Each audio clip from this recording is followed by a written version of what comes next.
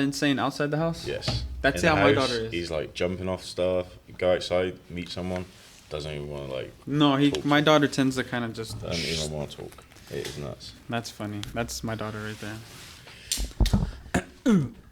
How do we sound in your ear? Sounding good. Lovely. You're gonna want to. Okay, so this is. Like that. How do you sound in your ear? Terrible, but I mean. Have you ever done this before? I've done a couple, yeah, but Nice. not for a long time. I did one when the Imp started, the Scissortail podcast. Oh yeah, You yeah. I've remember heard this? of them. They had a few. I did one of those, and then I actually did one a couple of weeks with ESPN up in really? Des Moines. Yeah. Nice. How was that one? Probably just a little bit different, of a higher tier of a. place. Can you turn on the lights? It was. I mean, it was interesting. Like the guy who did it was kind of. Did he play soccer? Ever? No. Oh, okay. Like some of the verbiage, shall we say, that he was using. No, the red flags. Yeah. Red flag. He said the verbiage. Yeah. You can tell. You can tell. So, Or they'll try to throw extras that aren't supposed to be there, and you're just like, nah, that's cringy. yeah, he was like, one of the questions, he was like, man, on your right flank, you've got a guy called Enzo. Mm-hmm. And he was like, I've looked his stats up, and his crossing percentage and all this rubbish. And I'm like, dude. Crossing percentage? Yeah. What in the world? They don't keep that at Bishop McGinnis? No. No? Why? Why would they? No way. Maybe you should. Maybe you should. Well, are you still going to be coaching Imps? No, you're leaving. I'm leaving, yeah. This is your last year coaching Imps? This was, last summer. Season? Yeah. So disappointing year, but. Who would have thought? Would you have thought that it was going to be your last one?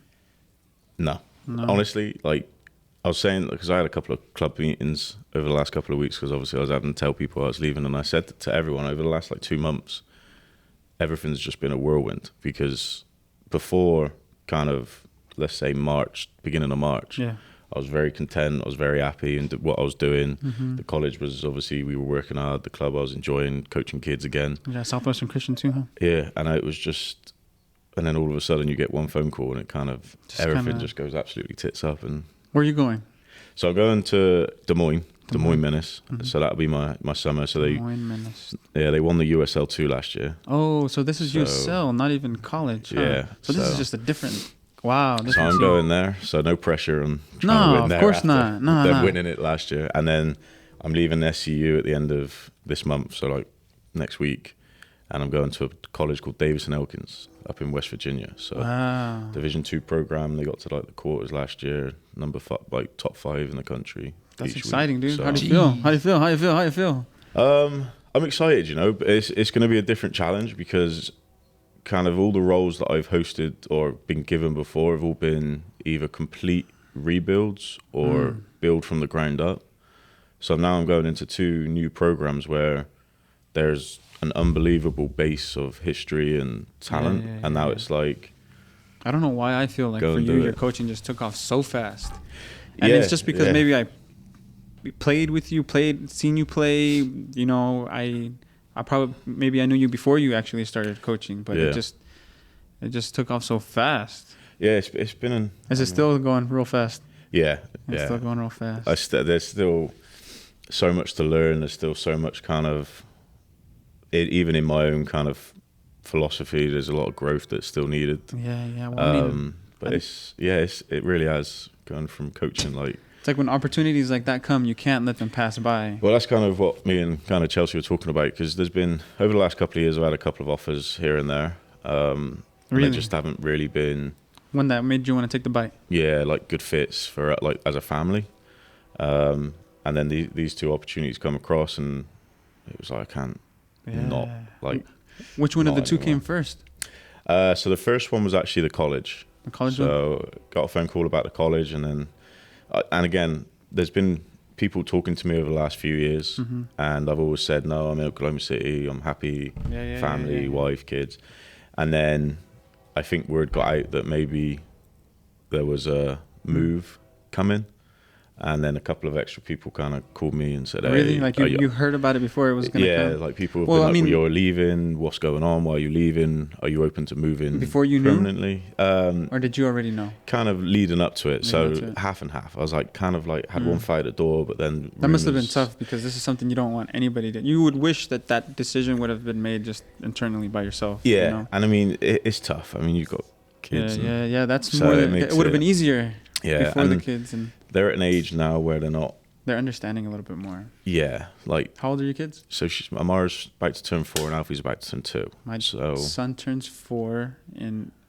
My son turns 4 in October. No, he turns 5 in October. He's 4. My daughter turns 3 in Tuesday. yeah, so right there. it's kind of good time because they're not. They don't have friends. Well, they have friends, Yeah, but yeah, not like. yeah. But this is an Friends. adventure. At this point, this is an adventure for them. Like Yeah. Yeah, they're not really leaving much behind because they only know what's inside their house. Exactly. So it's been a tough one, and obviously Chelsea's been really successful with what she's done in her career. What is she doing? She's an accountant at Okay. Paycom, so she's Cool. like climbing the ladder Stacking and it. everything like that. But Both of you guys, it's like a dream team. yeah, could say just- that. City just got a penalty 30 seconds into the second half. It's over, huh? Yeah, it's game. Yeah, it's game. Game over. Okay. That is Well, not even. I'll wait to see what Liverpool's going to do. Let's get into the podcast. Let me do the intro, and then the way that I structure it is I'll introduce ourselves, everything else. I'll introduce you, have you introduce yourself, and then we'll go into what you're doing now, and then we'll just shoot the stuff from there. So let's get it started.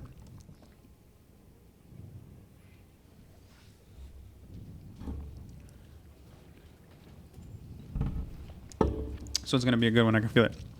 Yo, welcome back to the Mas Futbol podcast, the #1 soccer podcast out of South OKC.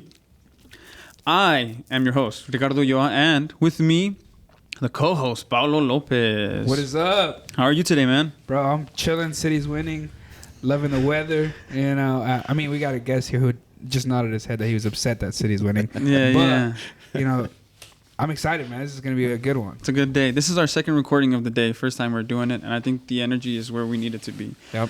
But let me start off by saying thank you to the sponsor, Selva Studios, here at 217 Southwest 25th Street, here at Calle 25, where, you know, if you can bring the jungle to your house one plant at a time with these guys. Their schedule's on Instagram. They are open, and they're having a lot of pop-ups now that the weather is turning up. So definitely look out for them. And from here... Oh, hold on. I got it. No. There we go. I have a guest today. A special guest. This guy has a lot going on. And we'll let him get into it here in a bit. Adam K. Thank you. How are you today, my friend? I'm doing well. Doing well. He'd be doing better if Manchester City was losing, right? Yep. 100%, Apparently. It's coming. I'm telling you. The opportunities are coming.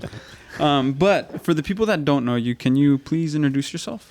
So, like you said, madam, I've been obviously Oklahoma City since 2010, as when I came over as a player, as you know, kind of playing against each other. And prior to that, I grew up in a town called Bristol, down in southwest England. Nice. I know there's not many Southerners No? in the states of Oklahoma. but Really? I'm one of the Southerners. Paulo from nods England. like that's Yeah. that's Yeah, it's true, man. A You lot don't of- know this? A lot I'm- of Northerners, yeah. my geography There's a with lot of England northern, yeah. A lot of isn't that Northerners. great, but that's okay. So, grew up there, bounced around academies and things like that, and then landed at Southwestern Christian University. How? I had no You idea, don't know, in the but middle of Oklahoma. that's where I ended up, and kind of fell in love with the city.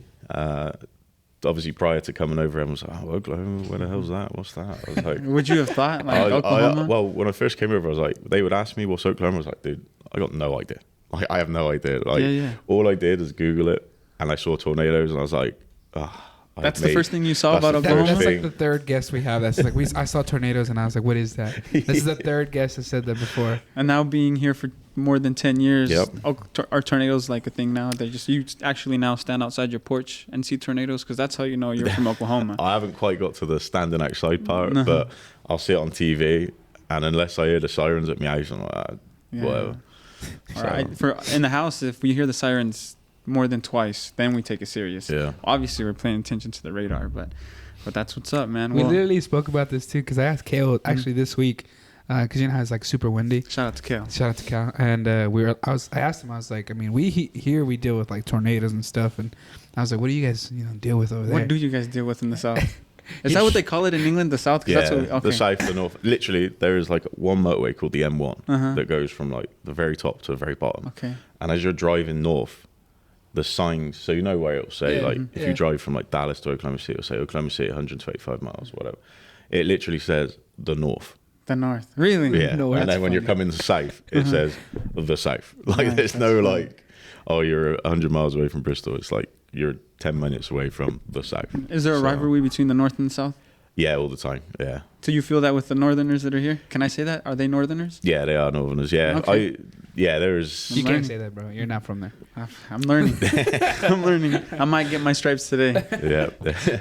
There is a little bit of a rivalry, yeah. And I mean, like they called me a Southern fairy, and I got some words for them, which I'll try and keep away, keep it. You probably will say them, and This is we're not going to exciting. know, but that's good. Well, let me give you your flowers and say congratulations on everything that you have going on and all the accomplishments that you have had, because I hear that there's a big one that you're leaving. You're basically leaving. That's why we're recording today. Yep. And I'm lucky to have you, because I don't know if I'll be able to get you after this. What's going on, man? So yeah, I'm stepping down from the college, Southwestern Christian, and then I'm stepping down from the Imps. I mean, the Imps I've been doing now 6 years, I want to say. So it's been a long time. SCU, I've only been there 3 years. And I was at Mid-America prior, I heard. helping Evan and Zach. And yeah, so I'm heading to Des Moines Menace in the USL2 Nice. up in Iowa. And then Davis and Elkins out in West Virginia come the college season. Wow. So it's Iowa and then West Virginia. Yeah. Wow, there's that's true. there's no kind of short distances. Like I was talking to my parents this morning, they're like, oh, when you moving? I was like, oh, Wednesday. And they're like, oh, was it just like a couple of hours up the road? And I was like, yeah, times that by about 10, and then that's kind of where we're at. What'd you tell them? I'm going up north. I'm going north, yeah. straight north. Yeah, that's your So yeah, there's a couple of things happening, and That's good. Congratulations, moving dude. on. That's the right button right there. I'm glad you pressed the right button. Yeah. Yeah, I'm glad. That's great, man. And we were talking about this a little bit before we started, but I mean, you sound hungry, you know? Yeah, new challenges, you know, with the college. I mean, we've kind of achieved everything that we kind of wanted achieved when we first took over, because of where the program was, on and off the field. They had lots of history. I mean, we've won. You played. How was that? You played and then you went to go coach the place that you played at. It was interesting. Yeah. Because as a player, you really don't know what goes on.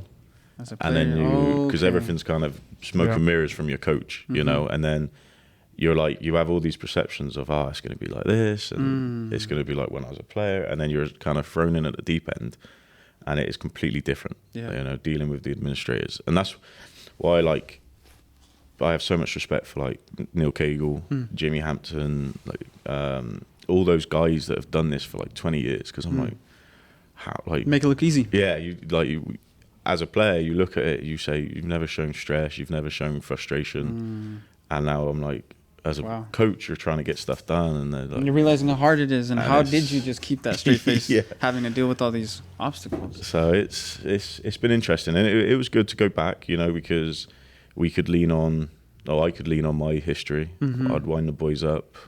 You've been there, done that. Yeah, I used to pull up all the stats, like, from the prior years, and highlight my name and say, boys, if you ever want to be like me, this is where you go. See that guy? That guy? That's the guy right there. Banners up there like this. Yeah. That's cool. So I wind them up, and obviously appearance records and assist records and all the other. What do you say to that as a player? You're just like, well, damn, he's right. Yeah, they just shut up and kind of get on with it, and then That's what's up. they'll come in the office if someone's having a good year. They'll come in the office and go, hey, I see a name approaching that one name. And like, imagine coming onto the school that the coach used to play at, and him being up there. That's probably just a different type of mentality. Yeah. That's a wild. Well, when you were, I guess, being a player, you probably had moments where you're just like, no, I don't want to say it, but you'd be like, I can do that better. When did you want to start being a coach? Did you always want to be a coach?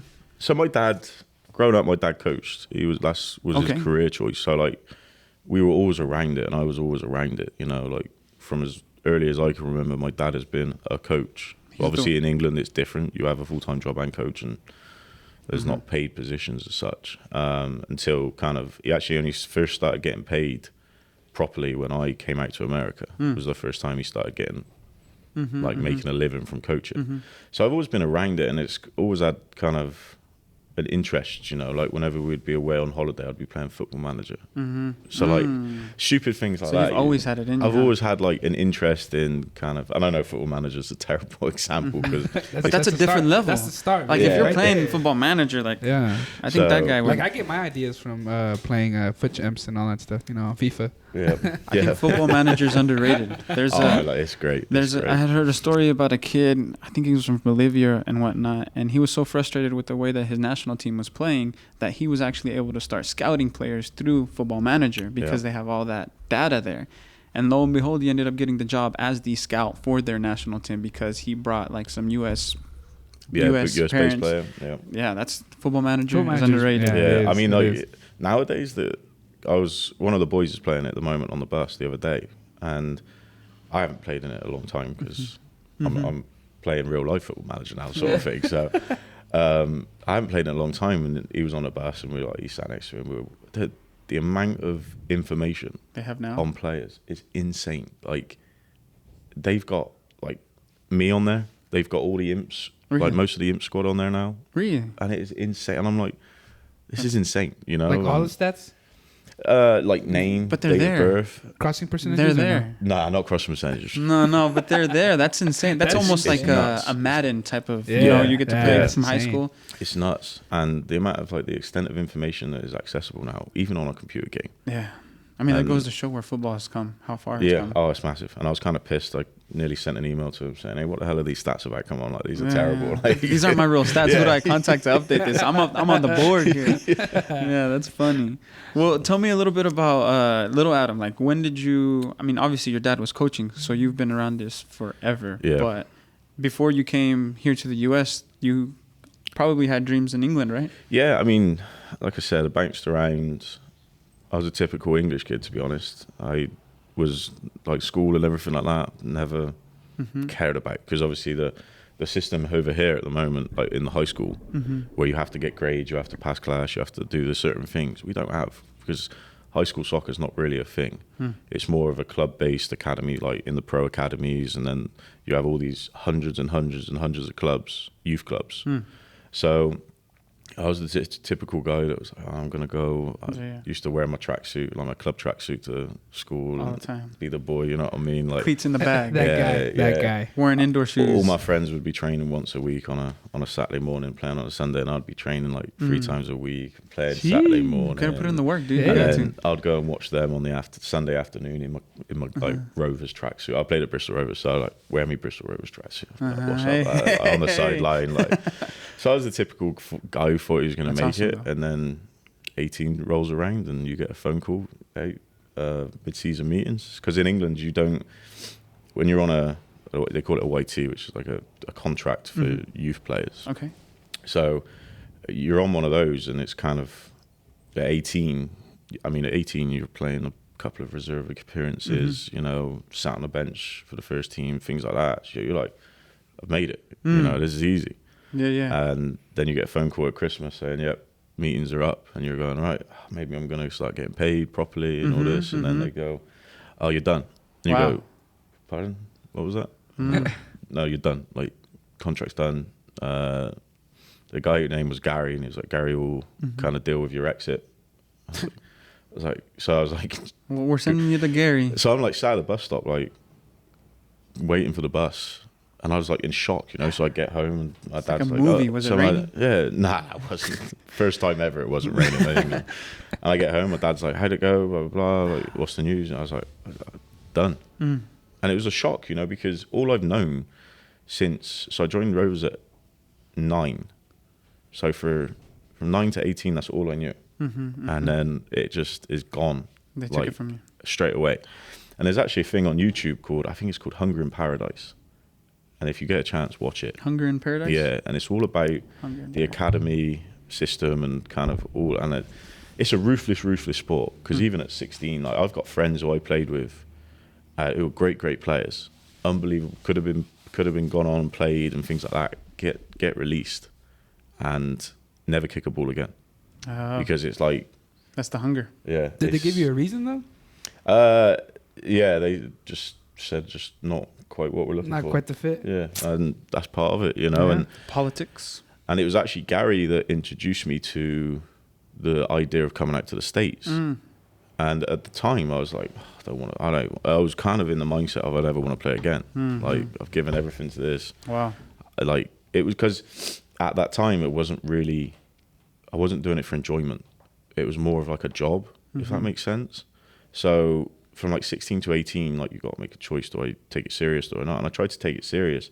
So I saw it as a job and a career, not as still kicking a ball around with your mates every weekend. Not only that, but it's like that's your identity. Exactly. Yeah, exactly. I can't wear my tracksuit down to watch my mates anymore on the weekend. I mean, you could. You'd be like, oh, Now he's wearing a different kind of tracksuit. You go from the guy to that guy. That guy. Yeah. But at 18 to get news like that, that's rough, especially with that mindset. Yeah, I mean, 18. I mean, I had friends like 15, 16, 17. That's like the years that you kind of figure out what's going on. And Gary introduced me to the American system, and I was like, whatever. And then I had a friend who went to Southwestern Christian, who I played with growing up, and I knew him, and he was a friend of mine, and he kind of said, hey, like, Gary's told you about this, the international and going to America. And then he said, hey, like, don't, because like, when you come from England, you have to pay like an agency fee most of the time. So like an agent kind of markets you and all that. And he said, don't waste your money. Just come play for us. And that's how I ended up at SCU. Like, I probably should have, like, looking back on it, looking at the school and everything, I probably should have paid the agency fee and like see if I could market myself around a little bit. But no, then I ended up at SCU, and it took me a little while to kind of get acclimated to the culture. Yeah. But that being said, I came in with the mindset as I'm going to enjoy myself again. Yeah. Instead of like, because in my mind, I know over here you see guys graduate college at like 23, 24 and then go into the draft and go and get at USL. So in my mind, I didn't know that existed till I got here. So in my mind, when I was coming over, I was like, I'm only going to enjoy myself. Like, soccer now is now a enjoyment thing instead of a kind of a career. So I said, screw it, I'm going to enjoy myself. And then I went to SCO, and which was almost a new program at the time. It was, yeah. And I enjoyed myself, and it was find a love for kind of playing and doing all that stuff again with my friends instead of, because the academy's very structured and selfish, because everyone's trying to get a contract, everyone wants to get paid, everyone wants to do it. So if you're like buddy with everyone and you don't have that kind of cutthroat ruthlessness about you, you kind of get eaten alive, because people will stab you in the back straight away. So you have to have this kind of shell and this distance from even your teammates, which that's just part of the game, I guess, because you're all trying to get the same thing. There's only maybe 1 or 2 contracts every couple of years that you're fighting for. So you have to be like that. And over here, I didn't have that because I was in college. Yes, you have the competitiveness of wanting to start and wanting all that stuff. And I was lucky that I managed to kind of come in with a reputation that let me do that. Not only that, but we also had a successful run at Southwestern Christian as well. Yeah, we had a good time. What position did you play whenever you came into? So I came out as a centre back, and then for whatever reason I got chucked in centre mid, and then got told to run a lot, and I was like, this is crap. I hate running. Like center defensive mid, or just center mid? Nah, so I started out as like more of a holding role, and then I got really fit for whatever reason. Like I took my fitness really serious. Never done it before I got here, and then I came out to America and saw these guys like chiseled, and I was like this little chubby kid, and I was like, you know what, I need to probably start getting fit. So I took my fitness serious, and then got chucked into more of like the up and down box to box kind of midfielder. Yeah, so it was tough. You know, a lot of my knees are paying for it now. The amount of kind of, I don't know if you know Chad Dennis, but I used to do all his running as well. So I was doing my running, his running, and how was that different? How was the practices? I mean, coming from England to here, what was the difference? How was that transition? Did you like it? Did you hate it?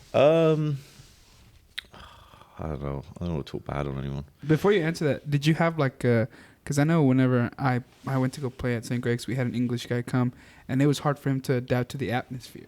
Yeah, I think it was like he came in and like he's a fit guy, and then we started running, and like 2-3 laps in, he was just vomiting. He's like, I can't breathe. The heat. You catch somebody in August preseason here in Oklahoma, and that's just different. That was definitely something that you had to adapt to, right? Yeah. Oh, I remember getting off the plane, dumb. right? And it was pissing down rain. And I got on a flight in London and it was pissing down rain, freezing cold. Maryland is August. Yeah. So it's freezing. So I got my hoodie on, I got my trackies on, got all my bags. And I'm like, all right, well, stupidly, didn't look at the weather, what it was like in Oklahoma. Nothing. I get off the plane at like 7 o'clock at night. And in England, it gets cold at 7. You know, sun goes down, it starts, temperature drops. You're in a hoodie, trousers, whatever. I get off this plane, and as you walk out of like Oklahoma when City you're walking Airport, that tunnel. I get hit, You get hit by with that like gust. this wall of heat. Yep. And I was like, what the living hell is this? Like, what the hell have I just got myself into?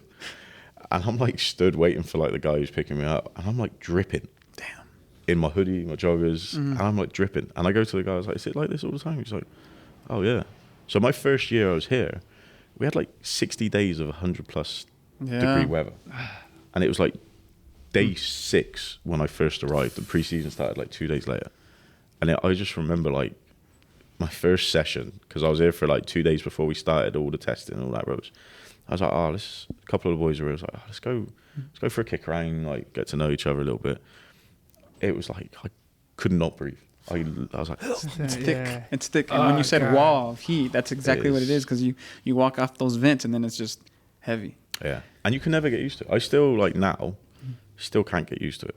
I still get like, I'm still like, this is so hot. I've been here 10 years and I'm like, this is insane. It's just, for me, it's the humidity, because like I had never, like the first time I traveled out of Oklahoma, I went to Oakland, and in Oakland, like there's like no, like here you kind of like you feel like when you breathe, Yeah. you feel like it's hot, but when I got off the plane in Oakland, it was just like, You it just think, like I felt like way different. and you think this Yeah. is humid. And- I remember one time we went to play in LSU in Oh. Louisiana. That's a different kind of Yeah. humid. That's a It different is, wall, too. that is disgusting. You like sweat. You cannot not sweat. No, and it's sticky. Like, it's just, Can't can't even that's the worst explain it. tie. That's the worst. People tie. always ask me what's the weather like in Oklahoma, and I tell them, you get off. imagine the temperature and you like the sun's baking down on you and you have that temperature, and then you go under a tree where it's shaded.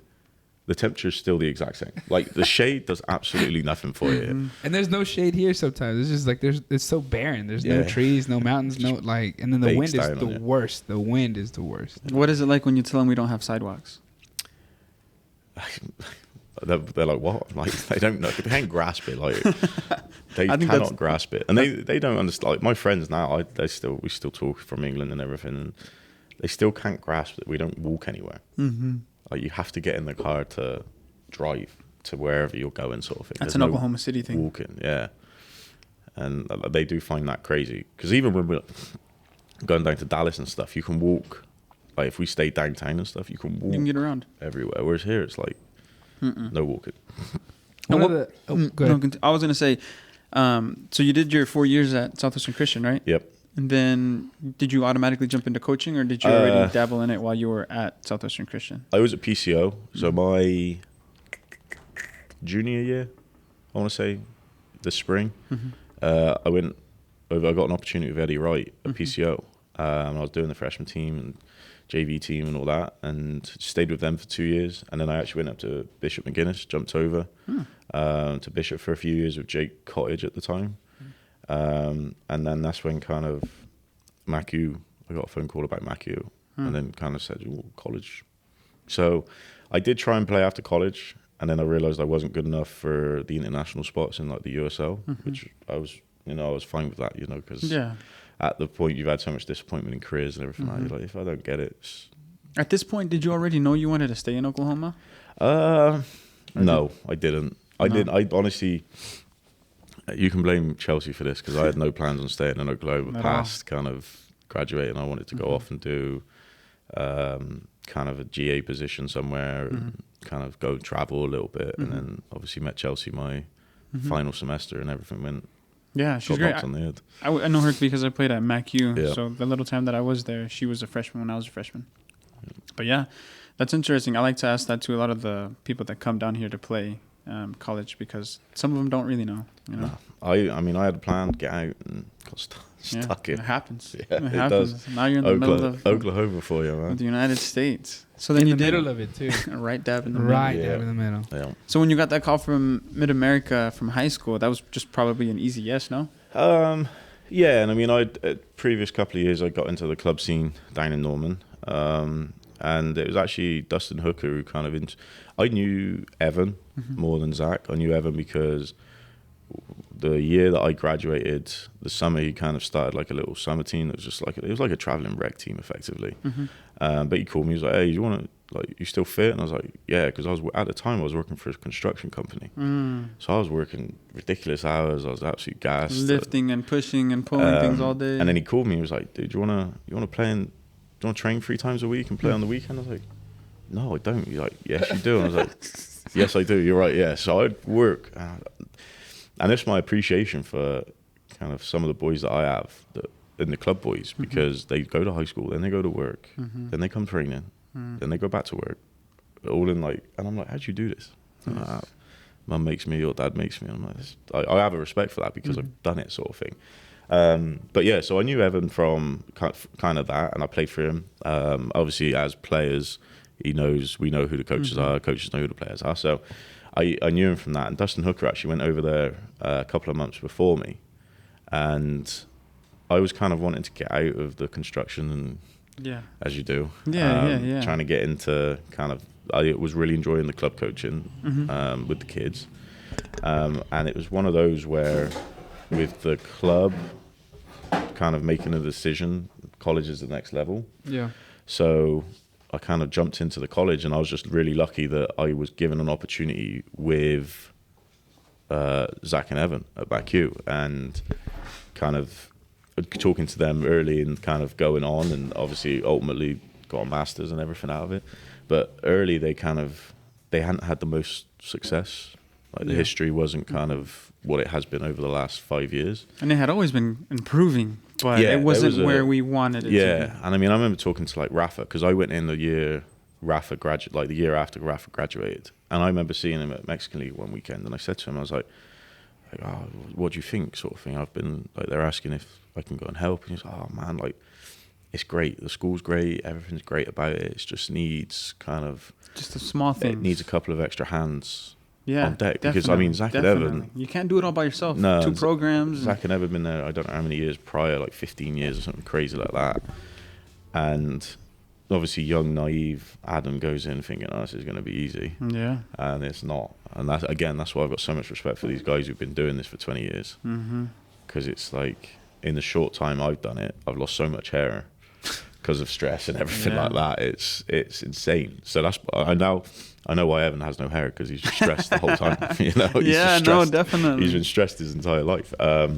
So yeah, I went into there, helped out, and kind of we started the recruiting of different areas, because historically they had always had a couple of very good Brazilians. Yes. A couple of very good kind of local Southside Oklahoma City boys, like Caleb Roldans, Kevin Cabela, like those guys who were fantastic players.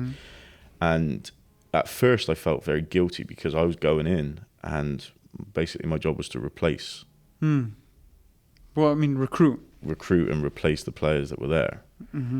But it's not replace, because you were upping the level of competition there. Yeah. And if you're not holding your own, the better position is going to go to the better player. So I mean, you weren't replacing. Yeah, I mean, we have kind of a rule that's, my job is to out-recruit you, your job's to out-recruit or outplay my recruiting. Yeah.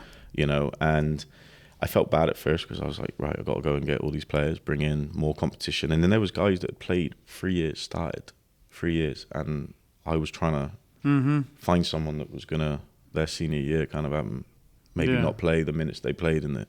So at first I felt very kind of guilty about that. And then as I start going into it, you get a couple of sessions and you realize it's a business. This is part of, you kind of go back into your days of playing and go, oh, this was done to me every year. New players would come in, you've got to perform. So yeah, we went and kind of got a bunch of players, and we just got really lucky the first. So I was only there 2.5 years, and we just got really lucky. The first year we saw a massive improvement in terms of kind of success that we had. Like, we broke all these records, and then the second year is when we won the first conference tournament, and we get to the Sweet 16 and everything like that. And it was like that's kind of what sparked my desire to be in the college game more than the club game, because I enjoyed doing club. I enjoyed giving back to the community, giving back to the kids. But I'm also a believer in kind of not winning at that level. You want to see development. You want to see the right things out of your kids.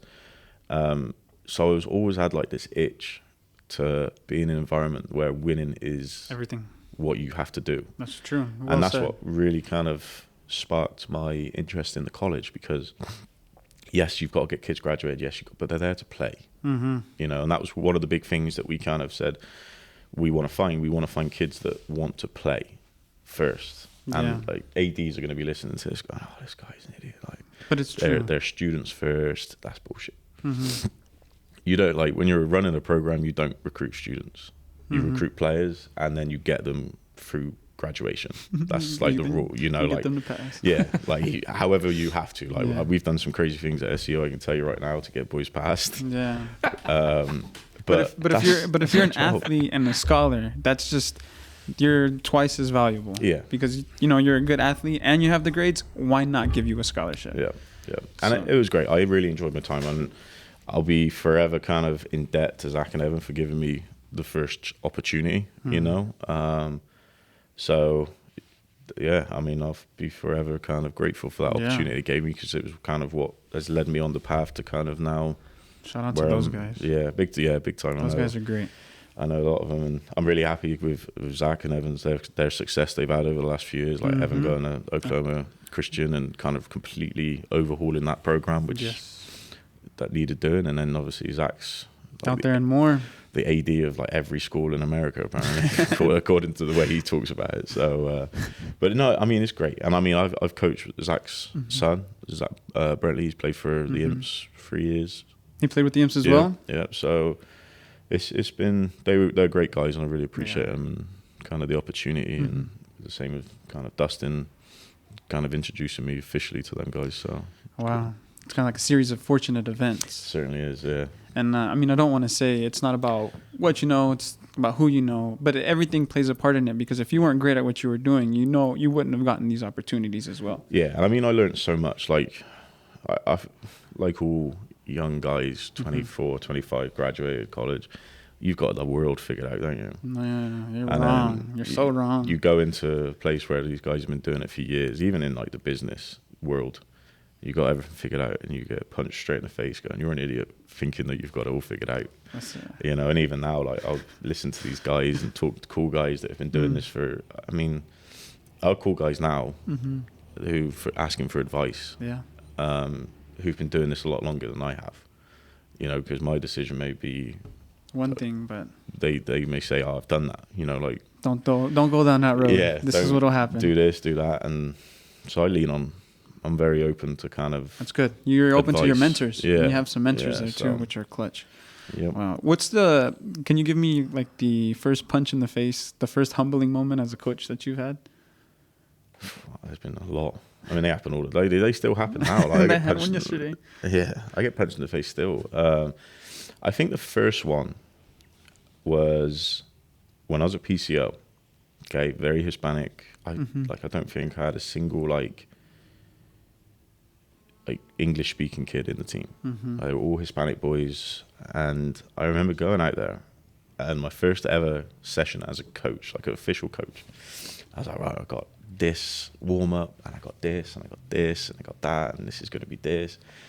And we get out there, and let's say there was a language barrier, big time, and the session was an absolute disaster. Like, it was awful. And in my mind, I'm like, this is going to be the greatest thing ever.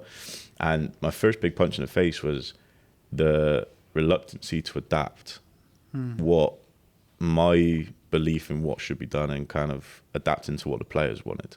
Because they just wanted all really small-sided little 2v2s, 3v3s, transition stuff. That's what they enjoyed. And I'm out there trying to get them to do passing patterns and kind of like these open sessions. Yeah.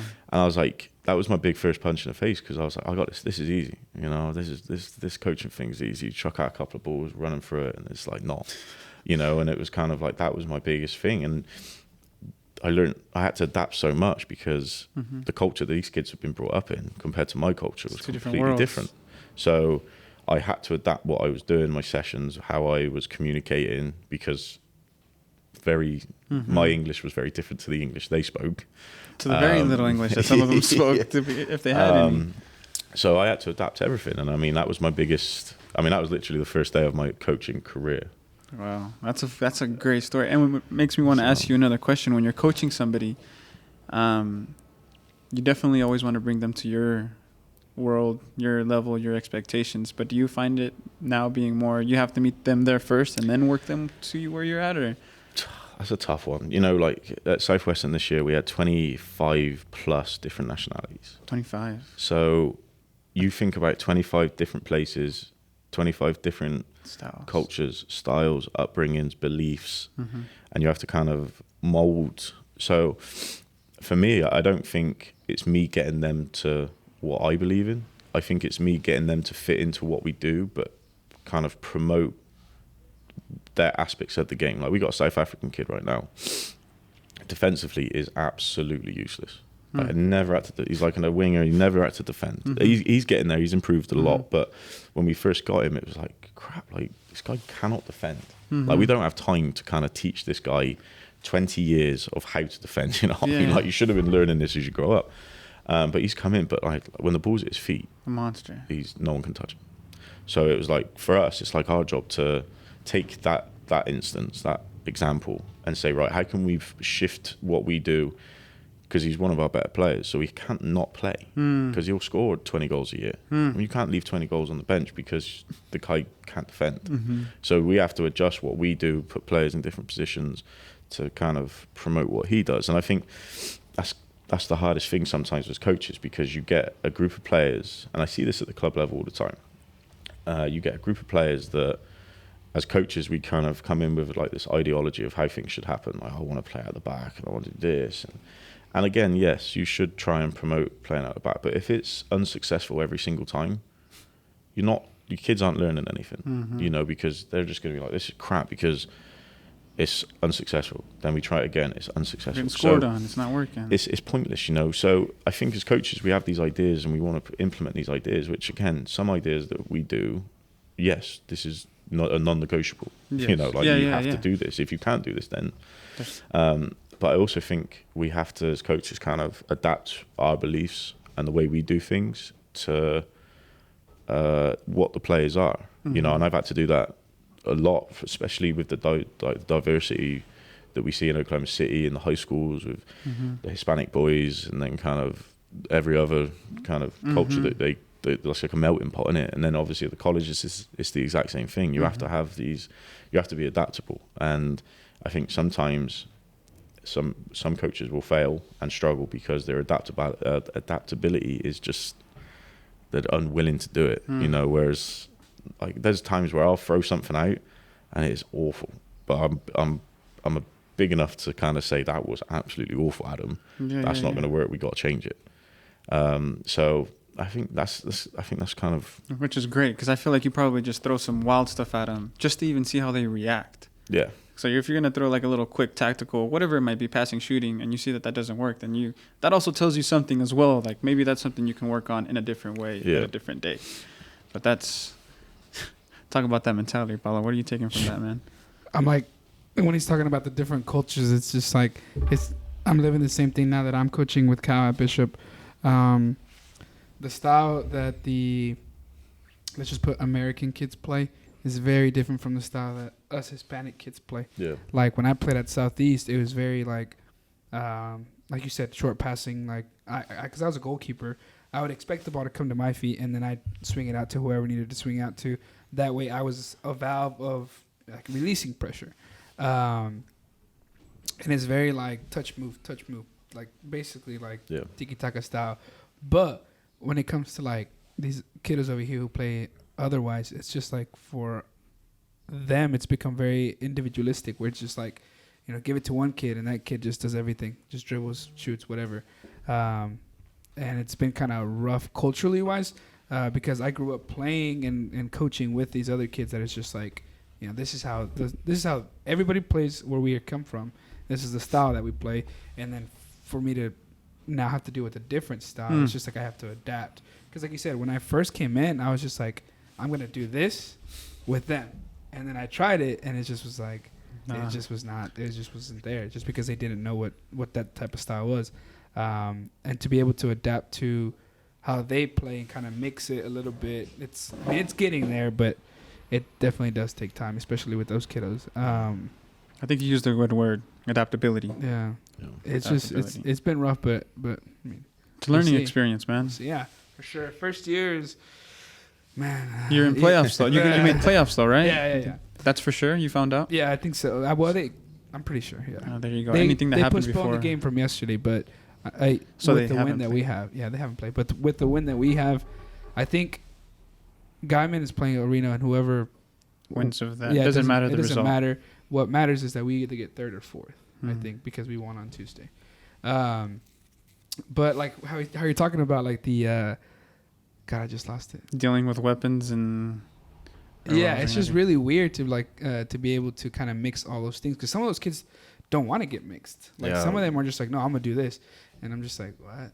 Like, Yeah, sometimes you do have kids who don't want to be coached and don't want to learn and don't want to adapt themselves, because I Yeah. think as players you have to adapt Mhm. to your teammates and things like that, Yeah. as well as the coach's style and all the other stuff that goes into it. And I think there is times where you can't save everyone, you know, and there's kids that kind of, Can't save everyone. yeah, I mean, but there's kids that are just so hard-headed Yeah. that don't want to yep. buy in, and unfortunately it's, all right, sorry, son. There's the door, Yeah. you know, and there's great players that it's happened to, but unfortunately it's, That's also a learning experience for that type of player. Yeah. Maybe that, hey, you got to go will serve him in the long run. yeah. Because you need those kind of things, man. Yeah, and then I kind of I love the comment that you said that you're able to like lean back on, you know, other coaches that you've had yourself, and kind of when you ever need guidance, because that's what I take from Cal.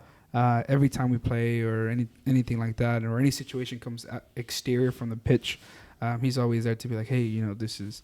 And the best thing about him is that like he tells you, but he's not going to tell you where it's like, this is how you have to do it. He's kind of just telling me like, hey, look, this is what I dealt with when I was kind of starting out, and this is how you could handle the situation. He doesn't tell me like, this is how you should handle the situation. He said, this is how you could.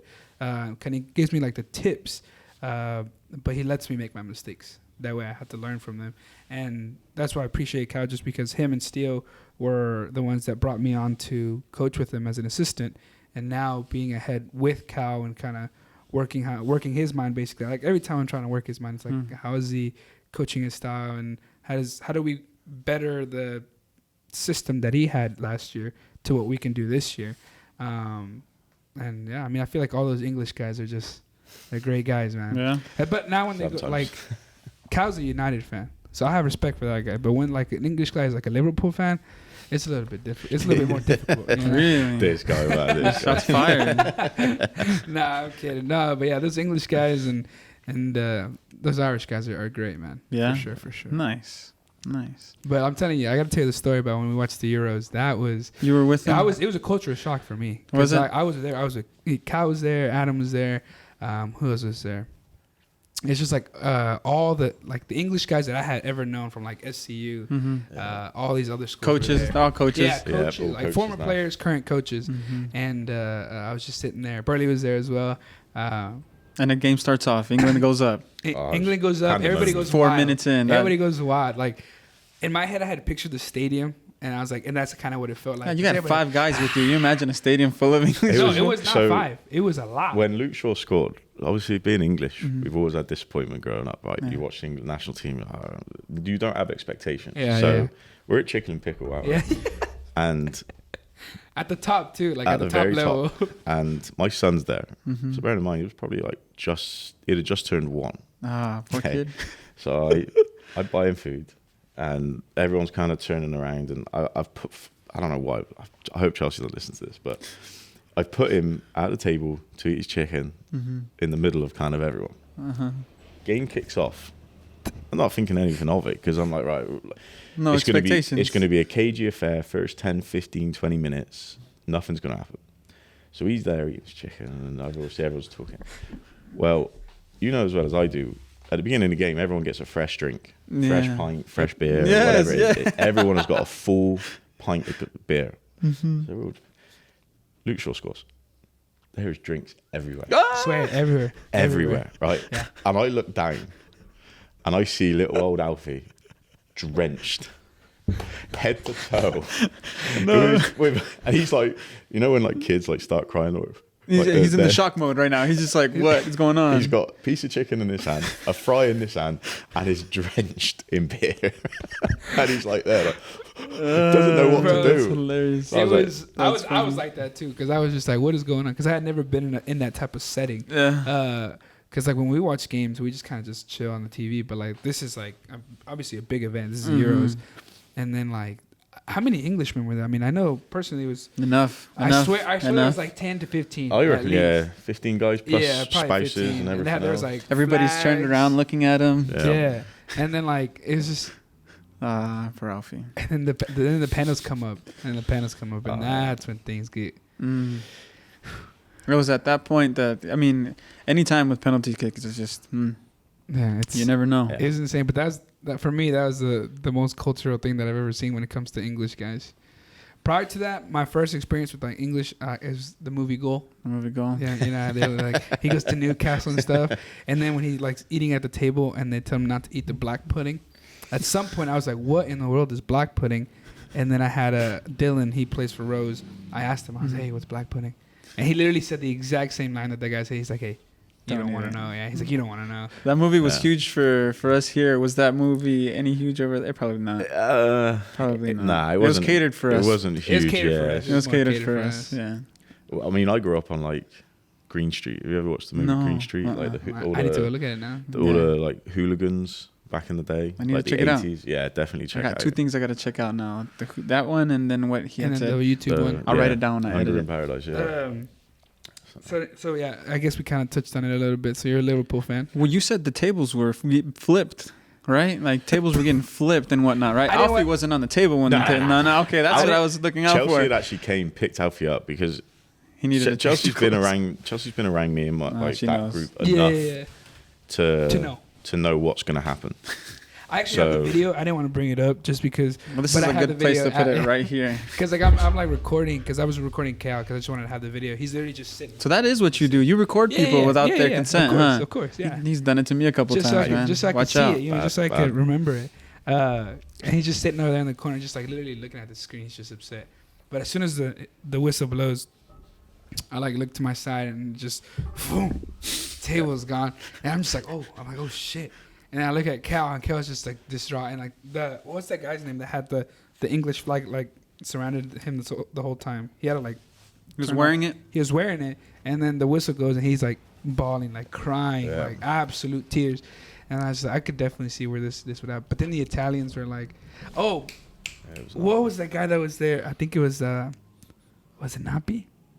There's a couple of French people. Yeah, Nappy. And they were just like pestering this English guy. I was like watching them, and I was like the French guys and the English guys were just going at each other. The French weren't even in the final. Nah. They were just there to bicker. Nappy, that's all Nappy does, man. He just winds people up. Like I'm in a group chat with Nappy, and like he just loves to stir the pot. He just stirs the pot. There'll be something happen, and he'll just send a text, and it will go silent for a second.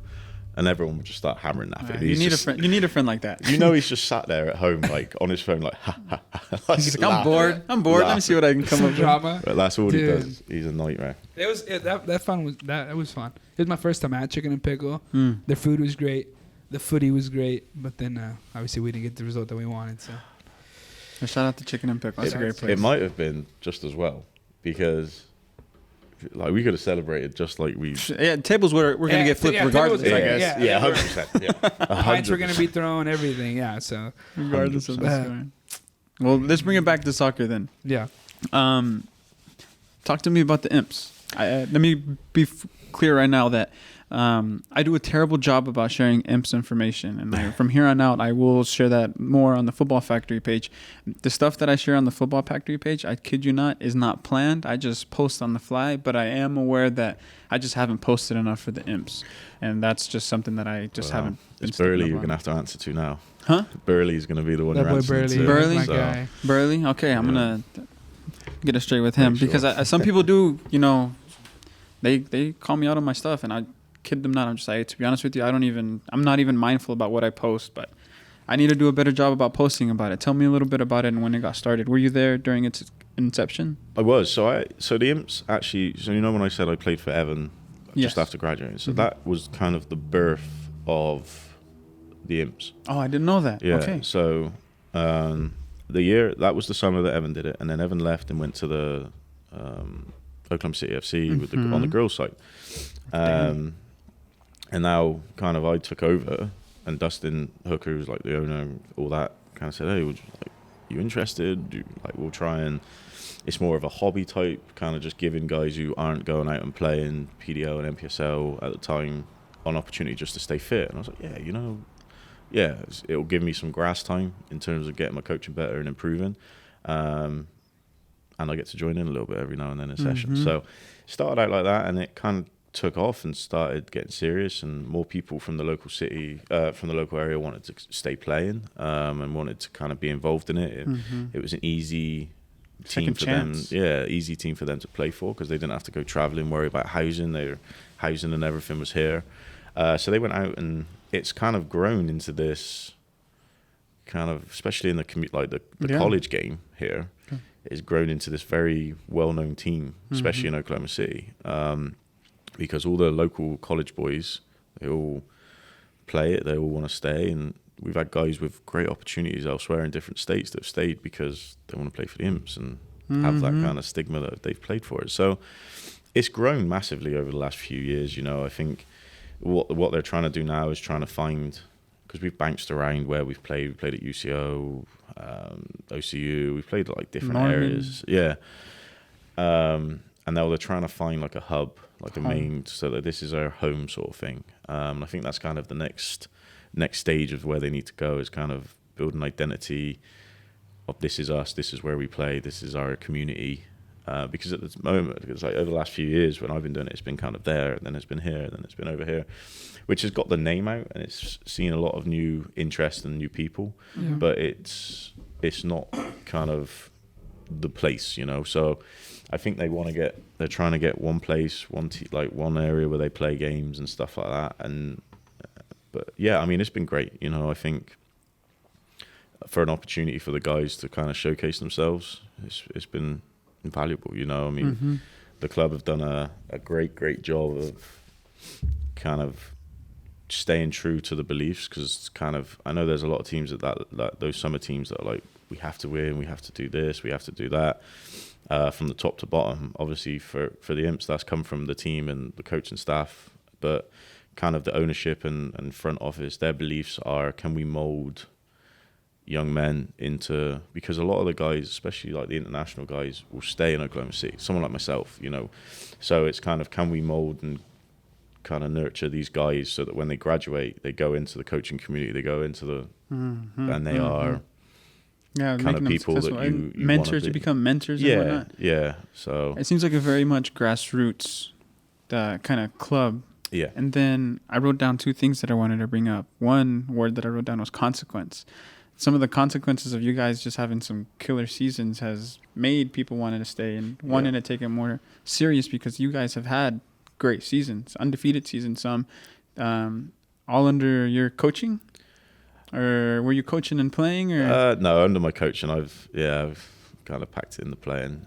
Again, I'd love to. I don't take any credit, you know. I think workmen, if they have bad tools, they can't do great work. Whereas if workmen have great tools, everything's easy, you know. And I've been, even at the college and the Imps level, I've just been blessed with like some of the best players that are available in North America, you know. So it's one of those. I've been so lucky to have just great teams. That we're teams where you could literally roll a ball out for them and they could take care of business on a Saturday night anyway, you know. And thankful for that, because they make me look all right, you know. But I mean, to give yourself some credit though, you know, you have to be playing your role as well, because you can come in and totally just mess it all up with the tools as well, you know. Yeah, I do a little bit of shouting and a little bit of kind of calling people out if they got a bad touch, but that's about as good as it gets. Because if you're building a shelf and you leave some pieces out, it'll fall, you know. So you definitely have to play your role. So you got to give yourself credit there. And having played your part there, and them looking for a home now, like where would be an ideal place to have home for the Imps? It's such a tough one. With the energy disappearing this year, I wish they could have. They're going to play in Norman this summer. With the energy disappearing, I think in terms of a marketing standpoint, it would have been perfect to play in the city. Opportunity-wise. But I think with the energy trying to come back, and if they do, they do. If they don't, they don't. But Norman is a very unique place in terms of supporting Norman. Because it's like a college town, so they have that college feel, young fans. And I mean, we joke all the time from me driving down there and coaching there. If you're not a Normanite, you're not part of the Normanite community sort of thing, So I think it's one of those where if they can settle in Norman and they have that kind of youth club support, because at the end of the day, there's a lot. I feel like in America right now, the parents of these next couple of generations really don't have much. A lot of them aren't clued in on soccer. So if their son or daughter doesn't want to go and watch soccer, they're not going to watch soccer. Whereas if you have that like youth foundation where the kids want to go and they want to go and watch soccer, they want to go and see their coaches. So like with Burley and KO, for example, they coach up at OFC, right?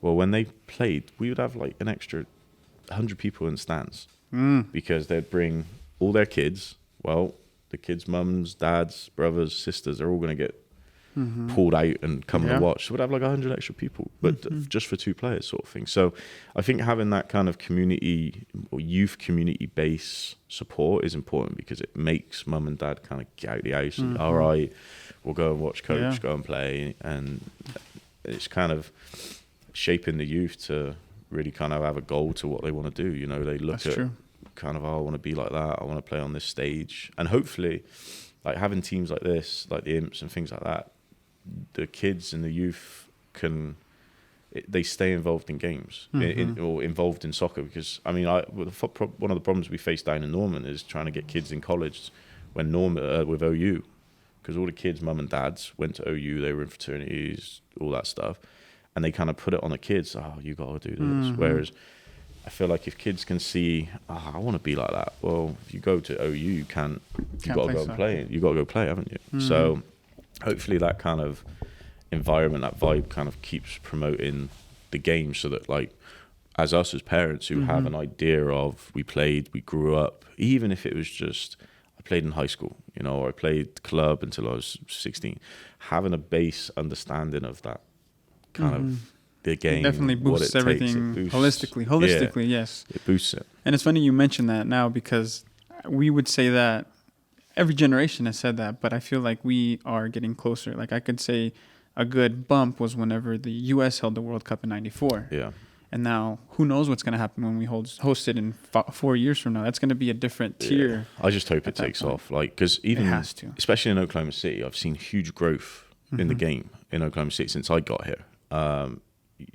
So I think, because I mean, I've been playing Mexican League since 2010. Like, I first started when I played, I got a phone call, hey, Mike Chavira. Trying to make some cash. Yeah, Mike Chavira was like, hey, we're going down Sunday, because Mike Chavira was like my Uber driver. Shout out to Big Mike. Yeah. Big Mike making an appearance. When I first got out here, he was like my Uber driver. And I love Big I got so much time for Big Mike, he's great.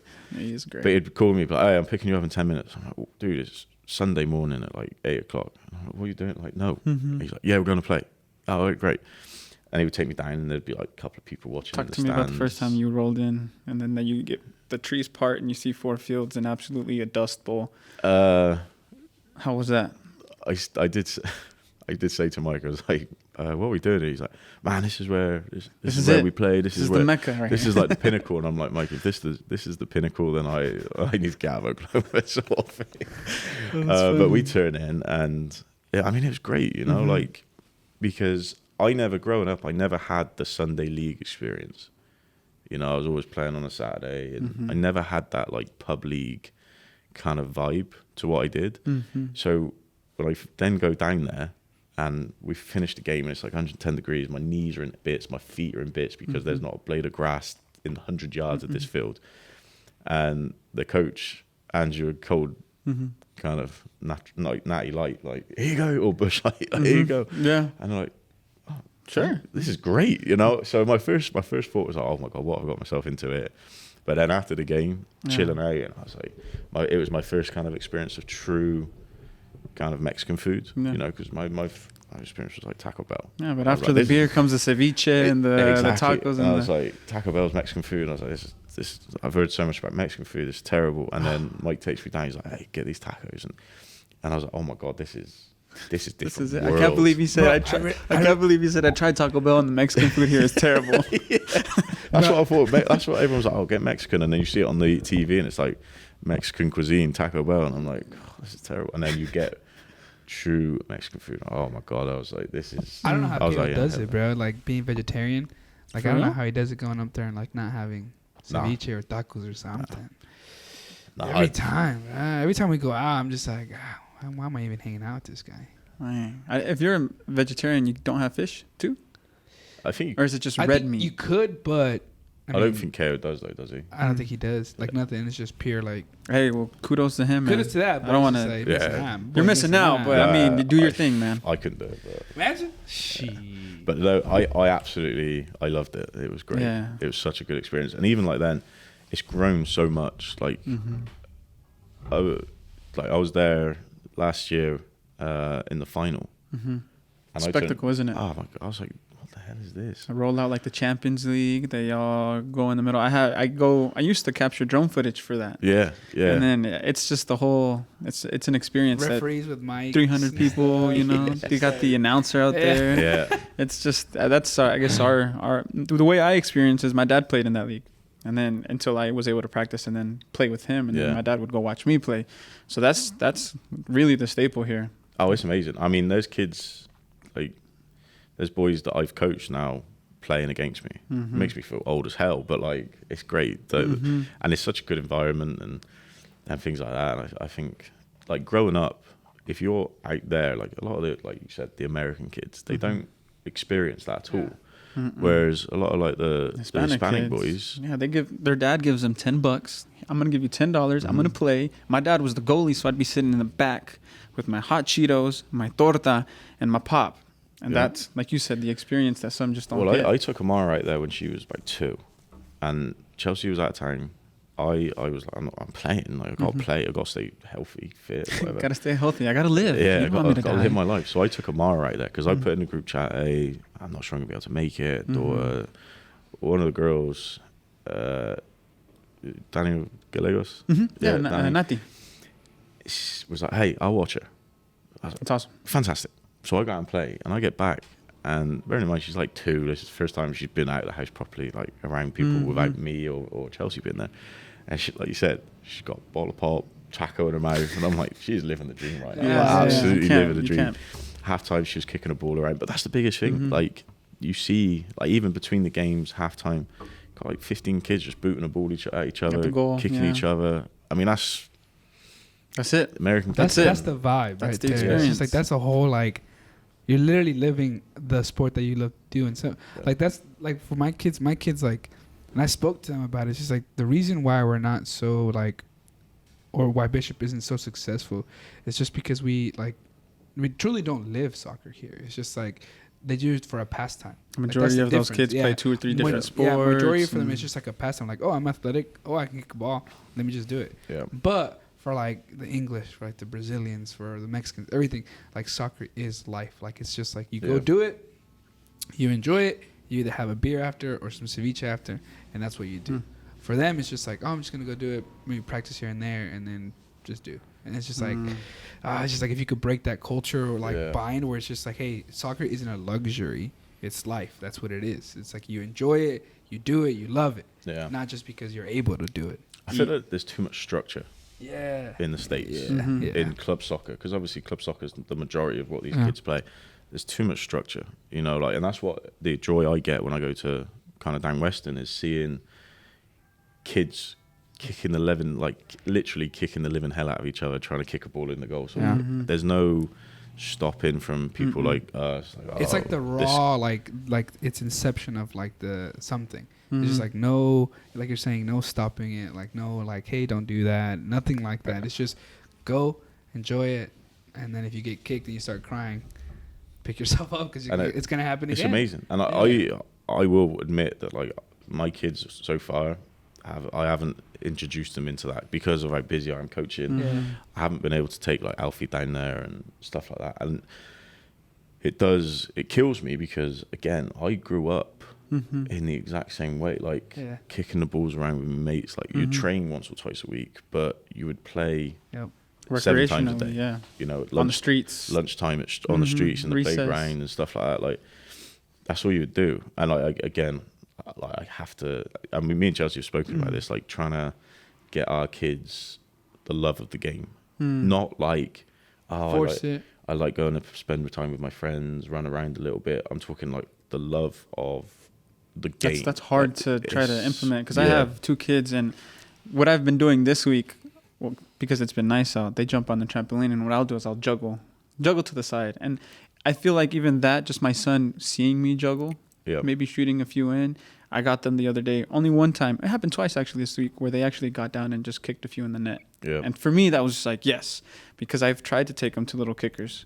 And whether that's because I've been a coach myself or whether it's just because they're a large group, but I didn't feel like it was a great environment for my son to really just want to take it on, head on, because it could backfire on you. They could very well just be like, I don't like soccer, and just stay away from it. I mean, that's like with Amara. She's playing up at Edmond right now. She does a little 4v4 pre-academy rubbish. We had her in like. I heard you guys had a super team. They do. That's what I was literally about to go. I heard about the super team. I saw a picture and I saw all these names and I was like, this is a squad. Yeah, right Kale's kid. Who else is good to have out there? There's this year they got broken up a bit because schedules and things couldn't quite all match up. So last year we had my daughter, Niall Crick's daughter, Danny Frid's daughter, KO's daughter, and Jake Cottage's daughter. That's a group right there. Straight ballers. Well, how old are they? Because if you ever needing a kid, I might just throw mine in the ring too. All 3 years old, bless them. Well, they're all like that. Yeah, it's the weirdest thing ever. Like all these guys, English guys, all had a kid within like 6 months of each other. And they're all female. Dang. All girls. The funniest thing was like, because we were talking to Kale about it, because I brought it up. I was like, man, I saw this picture. They were just like running, and I was like, this is a super team. And then my brother was there, and then I was like, man, yeah, you guys have a pretty solid team. And then my brother's like, oh, Kale, what position does your daughter play? And Kale's like, it's 4v4, man. Relax. She's not kicking a ball. Like, she's catching butterflies, bro. It's 4v4. She's the lead butterfly catcher of the team. I tell you who's bad. Chelsea. Yeah. She is a nightmare. And she's competitive. She is competitive. And obviously for me, because I coach, I enjoy being a parent. So I enjoy just sitting there, watching her run around a little bit. Like in my mind, I'm like, you are so bad. Like you are terrible. Like, how do you keep it to yourself? She's gonna hear this like later on. She's gonna be like, oh, Dad. How are you not passing the ball? How can you not control it? How do you not dribble it? Like you're useless. Just enjoy yourself. But Chelsea is like, do this, run there. Oh, she's one of those parents. Amara, do this. And I'm like, Chelsea's like, why don't you coach her? I'm like, Chelsea, like, she's 3 years old. Like, what can you do at home? If she says, Dad, let's go out in the garden and play soccer, I'll go out and play. But I'm not like, get out of there, go do your touches for the day. That's funny. Whereas Chelsea, I can see Chelsea being like, when Amara starts getting a little bit more serious, shall we say, a little bit more like the standard gets up. Chelsea's like, have you trained today? Have you trained for your 2 hours this evening? Like, nah, I've been eating packet of crisps sort of thing. That's a good house to live in, because you imagine the mom is just like, shh, and then the dad's more laid back. But if you need it, like, I got you. Like that's a recipe for. Cal says he does the same thing, and I think it comes back from the coaching perspective. He's like, I'm not gonna push her to be what I need her to do. He's just like, I'm just gonna relax. She enjoys it. She does it. Well, that was the worst thing. So like when this team got put together, no one wants to coach it. It's funny. They were all coaching. Yeah, they were all coaches. So like no one wants to coach. Give it to the wives. Bear in mind, there's like probably more hours than anywhere else in America in terms of coaching hours with the group of dads. Like at an under three level, at a 4v4, and no one wants to coach it. So his name's Chris, and he is a top guy. He has more patience than I will ever have. How he engages with them. I have no idea how he does it. You have to keep them entertained. You have to have a box of bubbles for them every 15 minutes. I can't. But like, he's like, I'll do it at the beginning before he knows, like, and he hasn't spoke to anyone. So it's like just the group chat. Oh, really? So he's like, oh yeah, I'll do it. I've played a little bit of soccer. So the first night, obviously it's first night of practice. All the dads, we have to be there. It's our daughter's first practice ever. So we've all moved our club practices around so that we can be it. And we've all turned up in all our like In tracksuits. in our tracksuits, in our college stuff, in our club stuff. And the coach is like, we have a little pair of me, and the coach is like, do you guys coach? And we're like, yeah. He's like, so why am I doing this then? And we're like, none of it, trust me. You're the only one who can do this. Like, if I coach the kids, I'd be swearing at them. I'd be cussing them. Like the 3-year-olds, I'd be like, what are you doing? Like, how can you not do this? Yeah. Whereas he's like, oh, come on. And I'm like, I don't know how he does it. I couldn't do it. That I is could not hilarious. do it. That's gonna be a super team, man. Super team. Yeah. We'll That's see. They're funny. gonna be getting a couple of years. Give it time. Nice. We'll see. Let's bring it back to the soccer. Yep. You talked about adaptability, and now that you're going to Iowa, how are you going to take your day one? Are you implementing your culture day one? Are you waiting to see what you have? How are you going to adapt to what you have coming up? The Iowa is very different because the schools that these guys are coming from, it's like Maryland, Akron. We got a UCLA. We got a couple of UCLA boys. Like the schools that these guys are at are top tier, like known around the world colleges. Mm-hmm. So their mind. I mean, the SU boys, they'll come up to me and be like, "Oh, I could get in that team." And it's like, talent wise, yeah, you'd probably be all right, but mentality wise, it's very different. And I've again, we talk about adjusting to like the environment you're in. With the SU boys, yes, we work very hard, but we have a good time. We laugh. We do all these things. Whereas with the guys at the Des Moines, it's strictly business. There's no. We'll have a laugh. There's a joke. Like we were in the Open Cup. We have had a couple of. So I've been around the guys already. But they'll enjoy themselves. They'll like when we're playing 5v2, there's a nutmeg. They'll do whatever. But the mentality of these kids, because of where they want to go and what they want to achieve in their careers and where they are right now, is completely different. So I've had to adapt the way I do things already. I've only done probably 7 sessions with these guys so far. And I've had to completely adjust how I do things because at SCU it's a little bit more relaxed, a little bit more laid back, a little bit more kind of get the balls moving. I feel like you're a little bit more free as to this. You might need a little bit more structure and discipline. It has to be like timings by the book. Everything is by the book. We don't laugh and joke as coach and staff.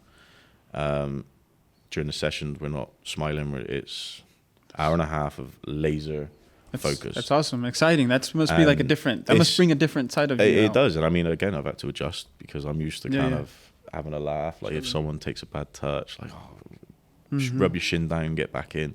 Whereas these guys, there's no bad touches, there's no bad anything. And again, I've had to up it because the boys I deal with at the college level right now, who are still developing, still trying to get to that level, there's a lot in their game that they haven't achieved, and there's a lot of kind of holes in what they do on a day-to-day basis. Whereas these guys are like complete players. Like the team that we'll have this summer there may be only 1 or 2 that don't go pro after. And so for me, it's kind of like these guys are at this level, and I have to get my coaching above that level because I can't up coach. I can down coach, coach lower levels because it's easy, but it's very difficult to up coach. Like if you're not at that level, you can't fake it till you make it at this level. So I've had to really, again, like every session I am on it for an hour and a half. Like there's no joking, there's no there's no slow moments, there's no there is, but I get what you're saying. This is all business, and they are coming there.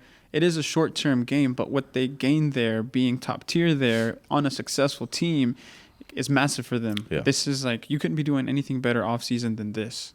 And you're not the only one thinking like that. This is for everybody. So if you have a good season here, this is massive for them on their, what is the resume? I mean, for some of them, it's the livelihood, because we've got 3 lads who played either USL Championship or USL 1 last year who are in this team. So there's 3 guys that didn't get signed this year. So they are literally playing for their career. So like their mindset is, I have to do well, because if I don't, my careers might be over, because it's so hard to be out the game for a long time and then get back into a team. If you bounce team to team, it's easy because you're contract. Whereas if you have a gap in contract, there's millions of people that will take it. So they're playing for their career, their livelihood. One of the boys who hasn't got a contract right now has a kid and a wife. So he's playing for a livelihood? Can I provide for my family? You know, so like these guys at this level it's a different mindset. And to be honest, I've absolutely, in the brief time for the Open Cup games that I've been at, I've absolutely loved. Nice. You know, and we talk about me leaving SCU, and it's, for me, this is the biggest career jump that I could have made, because I've gone from, again, the Imps, we've had a good time. It's more of staying fit. Can we provide for the community? Can we provide good sessions? Can we provide a good experience for these guys? To now, experiences and providing is not there. It's now you have to give it to them, because these guys are coming in to improve. They're here to go back to the colleges or trying to get contracts next year and stuff like that. And it's a different. It really is a different world. It's a different weight. And yeah, and as a coach, again, we talk about the adaptability and I've had to, I'm going to be honest, over the last kind of couple of years, because of how busy I've been, I've kind of stopped reading, I've stopped watching, I've stopped doing certain things. Whereas now, even in the last 2 months, I've started reading, I've started watching, because I have to get above these guys to make sure that, one, if they don't respect you, I mean, you know, as a coach, if they don't respect you, you're screwed, you know. So I have to get above them to dan coach on them. And that's not me saying, I'm the Pep Guardiola. I'm just saying, like, to be able to, in my opinion, to compete at that level and be successful at that level in my career, you know, as a player, it's easy, you just kick a ball around, but as us, it's tough, you know, as a coach. So I have to be able to be at that level plus some. So I've started doing those things again to get me kind of back in the mindset of, this is what I do, this is my job, this is, because I've had a good time over the last couple of years, but I've been lazy in terms of the education, and I've done a couple of courses and things like that, but I feel like these coaching courses are like driving tests. You know, you learn how to pass the test and then learn how to drive after you've passed the test, sort of thing. So I've kind of, again, I find that, and maybe it's the jump in terms of where I'm going, what I'm doing, has kind of triggered that mindset again. Because when I first started out, that's the mindset I had, you know. And when you talk about your career's kind of gone like that, well, there was a lot of work that's gone into it, and then over the last couple of years, I kind of got lazy. But now it's kind of like my career's kind of leveled out for a little bit. Now it's about to take off again. So I really need to, now I need to kind of up it again to get to the next level and see where it can take me. But that's the mindset of these kids is insane. Like it's very impressive, some of them. Nice. You know, because there's like the first session I'm there, usually with the SCU boys, the college boys, even the club boys, I'll leave a couple of balls out, like set my session up, balls will be there for possession, balls will be there for the rondos, whatever it is, but like a little pile of balls. Say, boys, don't touch those balls. Those 6 balls are for you to do whatever. You know, I mean, they're juggling, you know, what loosen up. Yeah, what kids do. So first session back, again, talking about punches in the face, first session I'm with these boys up in Des Moines. I say, boys, leave the balls in piles. There's your 6 balls, do whatever you want. So I'm starting to get the bibs out, putting the bibs where they need to be, blah, blah, blah, doing a couple of other things. I turn around and in a minute, I'm like, I don't hear anything. There's no balls, like the tap of the balls, like there's nothing. And I'm like, what the hell's going on? Like they've gone back inside and they're all doing their like pre-activation stuff. And they're doing the band work and they're doing this and they're doing that. And I'm like bearing in mind, like when I was a player, I didn't stretch. Like we'd do a couple of laps. But it was then that you were just like, okay. And I was like, this is what these boys want. Because again, as coaches, you have to give what the players want. If they just want to kind of kick the balls out and have a good time, then let's do it. There's going to be things. But this is what they want. So I punched in the face thinking, I've gone in with the mindset of these boys want to get the balls moving. They want to loosen up. And no. It has to, like, so I said, like, we get 1 hour, 45 minutes on the clock. And boom, boom, boom. And it moves like clockwork. And do I enjoy coaching like that? Yes and no. I do, because it's the level, it's the intensity, it's that next level. Do I lose a little bit of my personality because of it? Yeah, because I'm a character. I like to enjoy myself. I like to crack jokes during practice. So I've lost a little bit of my personality, but the players there don't care about my personality. They'll get to know me on a Saturday night, on a Friday night after a game. during the session, they don't care about my personality. They're there to learn. They're there to improve. They're there to get to the next level. So it's interesting. It's really, really interesting. I mean, as you go on and kind of from high school into, if you ever get into the college level, you'll probably see a similar sort of thing, where it's the when I was coaching in high school, it was like more of a, I'm with my friends, I'm with this, I'm with that.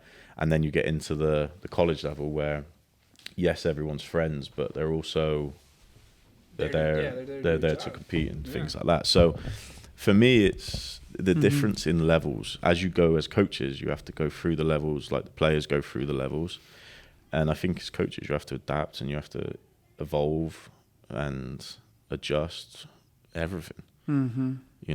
From my first session at PCO, I completely different to now what I am today, and it's kind of jumping the levels and getting there. So, and then what I think is interesting is everything that you're going to pick up here, you're going to take it over there. Yeah. And then at that time, I guess you're going to wait and see what you're going to work with and adapt to that. Yeah. And I mean, it's funny because I still do things now with 18 to 25-year-olds than I did with when I first started coaching a club with 8-year-old girls. I mean, that's your bread and butter, though, The players absolutely love it. Yeah. Like we played the other day, we did a warm-up. We're playing, stick in the mud. Tag someone, put your arms out. You got to go through their legs to unstick them, and then they can run around again. We're playing that. And I'm like, boys, you're 20 years old, and you're playing stick in the mud and laughing and joking and enjoying yourself. And that's something that, like, when I go to Des Moines, that is something that I'm going to try and kind of get out of the players, some sort of personality, some sort of enjoyment. Yes, we're here to work hard. Yes, we're here to win. Yes, we're here to improve. Yes, we're here to get you to the next level. But we are allowed to smile. We are allowed to enjoy. And I think that comes from my playing experience where focus, big letdown, life ruined. So I want to kind of keep that personality, like the personality of the players, like in the forefront of everything, because we don't want to be robots and just kind of take it so serious that we lose the enjoyment of what we're doing. Because that's what I kind of want to go into. Because football, for some guys it's a livelihood, but in its raw like state, it's a sport. And in sport, you have to enjoy what you're doing to be able to fully maximize your potential. And I feel like if you get that out of those guys, I feel like right now they're at this like level where it's like focus, straight determination.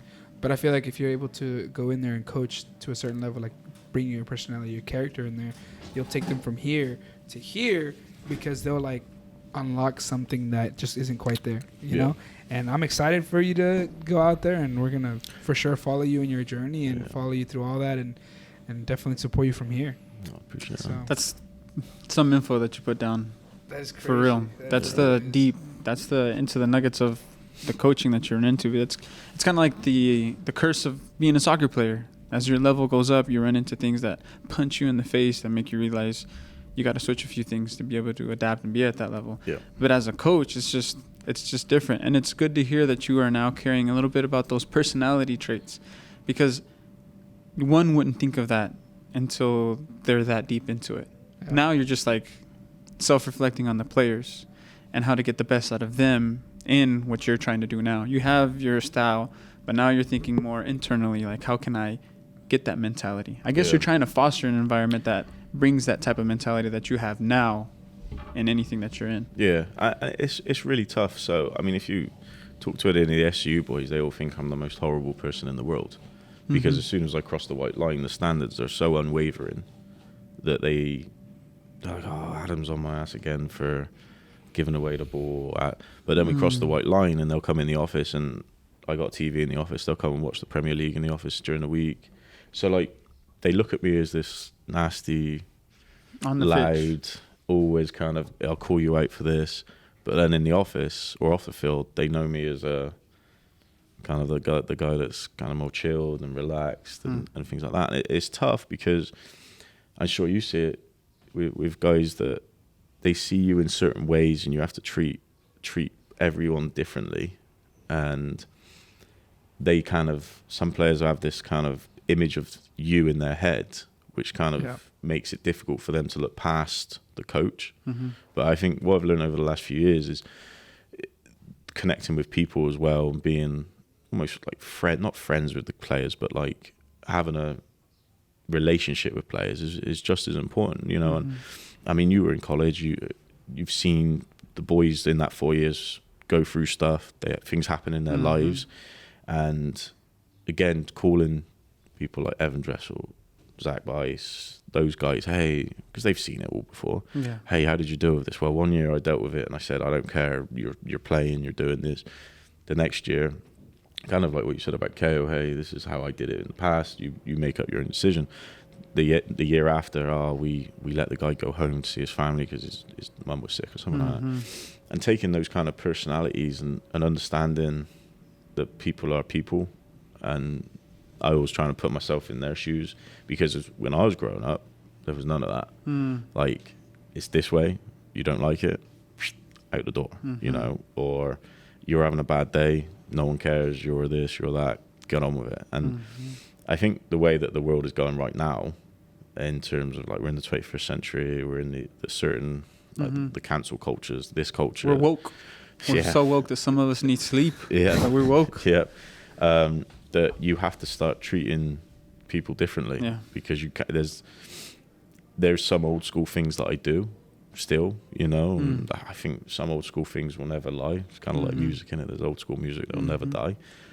So there's behaviors that I get out from like when I was a player, but there's also a lot of new behaviors that I give to my boys, because I understand that their personalities, what the cultures they've been brought up in are very different to my own cultures.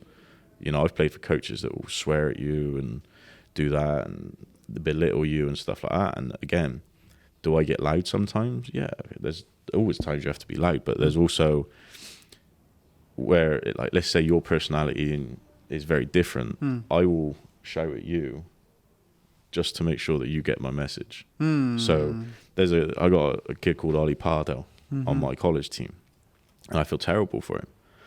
He's a little English kid, really nice kid, lovely, lovely guy. But when I'm trying to get a message across to maybe one of the smaller personalities, I just light him up. And he's like sat there like, what the hell is this guy talking about? I haven't even done half the things. But then you look in the corner of your eye, and the guy that you're aiming at is like this. Yeah, it's a hurt dog a holler. Oh God, I don't. And it's one of those where it's learning that and picking out personalities that you can pick on when you're trying to get a message across, and understanding that other people's personalities may not like just getting lit up. But Ollie he's a little bit older, but got brought up in kind of systems where people would like belittle him and tell him. So for him, he's built a crust that tough skin. Yeah, so I can say whatever I want to him, and he'll just be like, "All right, yes, coach, crack on with it." Has layers like an onion. I don't like that saying. Like a cake. Layer cake has layers. I'll take the cake one. See, I'm telling you, bro. Cake. But it's just learning your players. You know, you've got to learn personalities. You've got to learn, and if everything's so structured, you never learn about them. You know, and especially in the college, you have, and even it's probably even harder in high school, because you have even less time with them during the day than I do with the college boys. So learning their personalities, learning who you can lean on, becomes even more difficult. But I think it's so important, because you have to get your message across to some people, and sometimes the message that comes across can't be an arm around the shoulder, hey, I need you to do that. You know, we're still, yes, times have changed, but times haven't changed so much that someone can't get their ass lit up when they're not getting it done or not doing their job that's required of them. We all need to get that happens sometimes, you know? Yeah. So. Oh, man. Well, wow. This is definitely an episode that I'm going to come back and replay every single time. It's been great. It's been great. I told you at the beginning it was going to be a good one. I had it. I felt it. Yeah. Felt it in my bones. Go ahead and ask him the question, the real question that we're going to ask. What question? Because we're wrapping it up. Who's winning the Premier League? Liverpool. Nah. Yeah. Don't even air this. Don't even air this, bro. Just cut off his mic. I'm just letting you know. I'm calling it right now. Tottenham. Little surprise for Liverpool whenever they play upcoming. I mean, it's what I think is going to happen. Right? I think whoever wins the Premier League the other team will win the Champions League. Okay, so I think if Liverpool win the Premier League, then Man City will finally win the Champions League. And I think Pep wants the Champions League. Oh, he wants it bad. He wants it bad. That's really, the really bad. one that's been running away from him. Yep. And I've got a feeling that Man City will go away to someone, they'll tie, and Liverpool will keep winning. Because Liverpool they're mental monsters, you know, whereas Man City are, but they've also got a slip up in them, you know, over the last, I mean, you look over the last kind of 15 games, Liverpool are just walking through people, whereas Man City have slipped up. They've gone and got a loss. They lost to, who did they lose to a couple of weeks ago that gave it to 1 point? I know who you're talking about. Was it Tottenham? Did Tottenham beat them? No. I'm not sure. Yeah, I gotta go look now. But I think that Luis Diaz for Liverpool has just been a monster. Liverpool's recruitment is insane. How they find these players, it's insane. I think, because I mean, I know you see it all the time. Going from the other European leagues, even like the South American leagues, to the Prem it's a leap. It's tough, really tough. The way they play, the intensity, the schedule, everything is insane. So like, what I feel like Liverpool are so great at is identifying good players. Like everyone knew Luis Diaz was. You know, he was a monster to begin with, but the environment has brought the best out of him. Exactly. And I was going to say, I don't know if you think this, but like with a lot of Hispanic boys, okay, you know Daniel Barrientos, Colocho, played at PC West. I think I heard the name before, yeah. So, played with club. Let's just say we didn't have the greatest relationship when he was in club because he had no structure in his life, you know, and we're talking about the structure of like Luis Diaz coming from one environment, coming into another and thriving. Colocho's now with us at SCU, and we have seen, in the last year, we've seen huge kind of jumps. And, you know, we were talking about kind of how much it costs and the club and how structured the club is and everything like that. Well, he played club, but he didn't.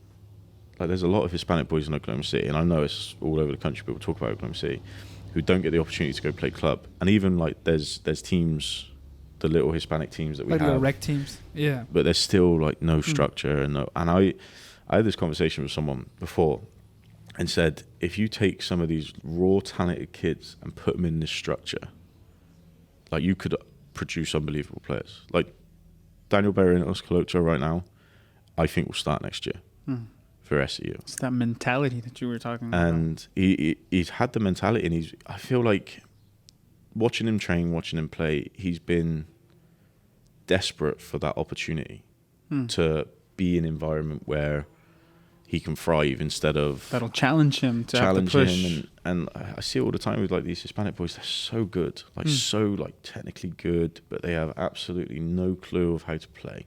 And they're so good that they can get away with it.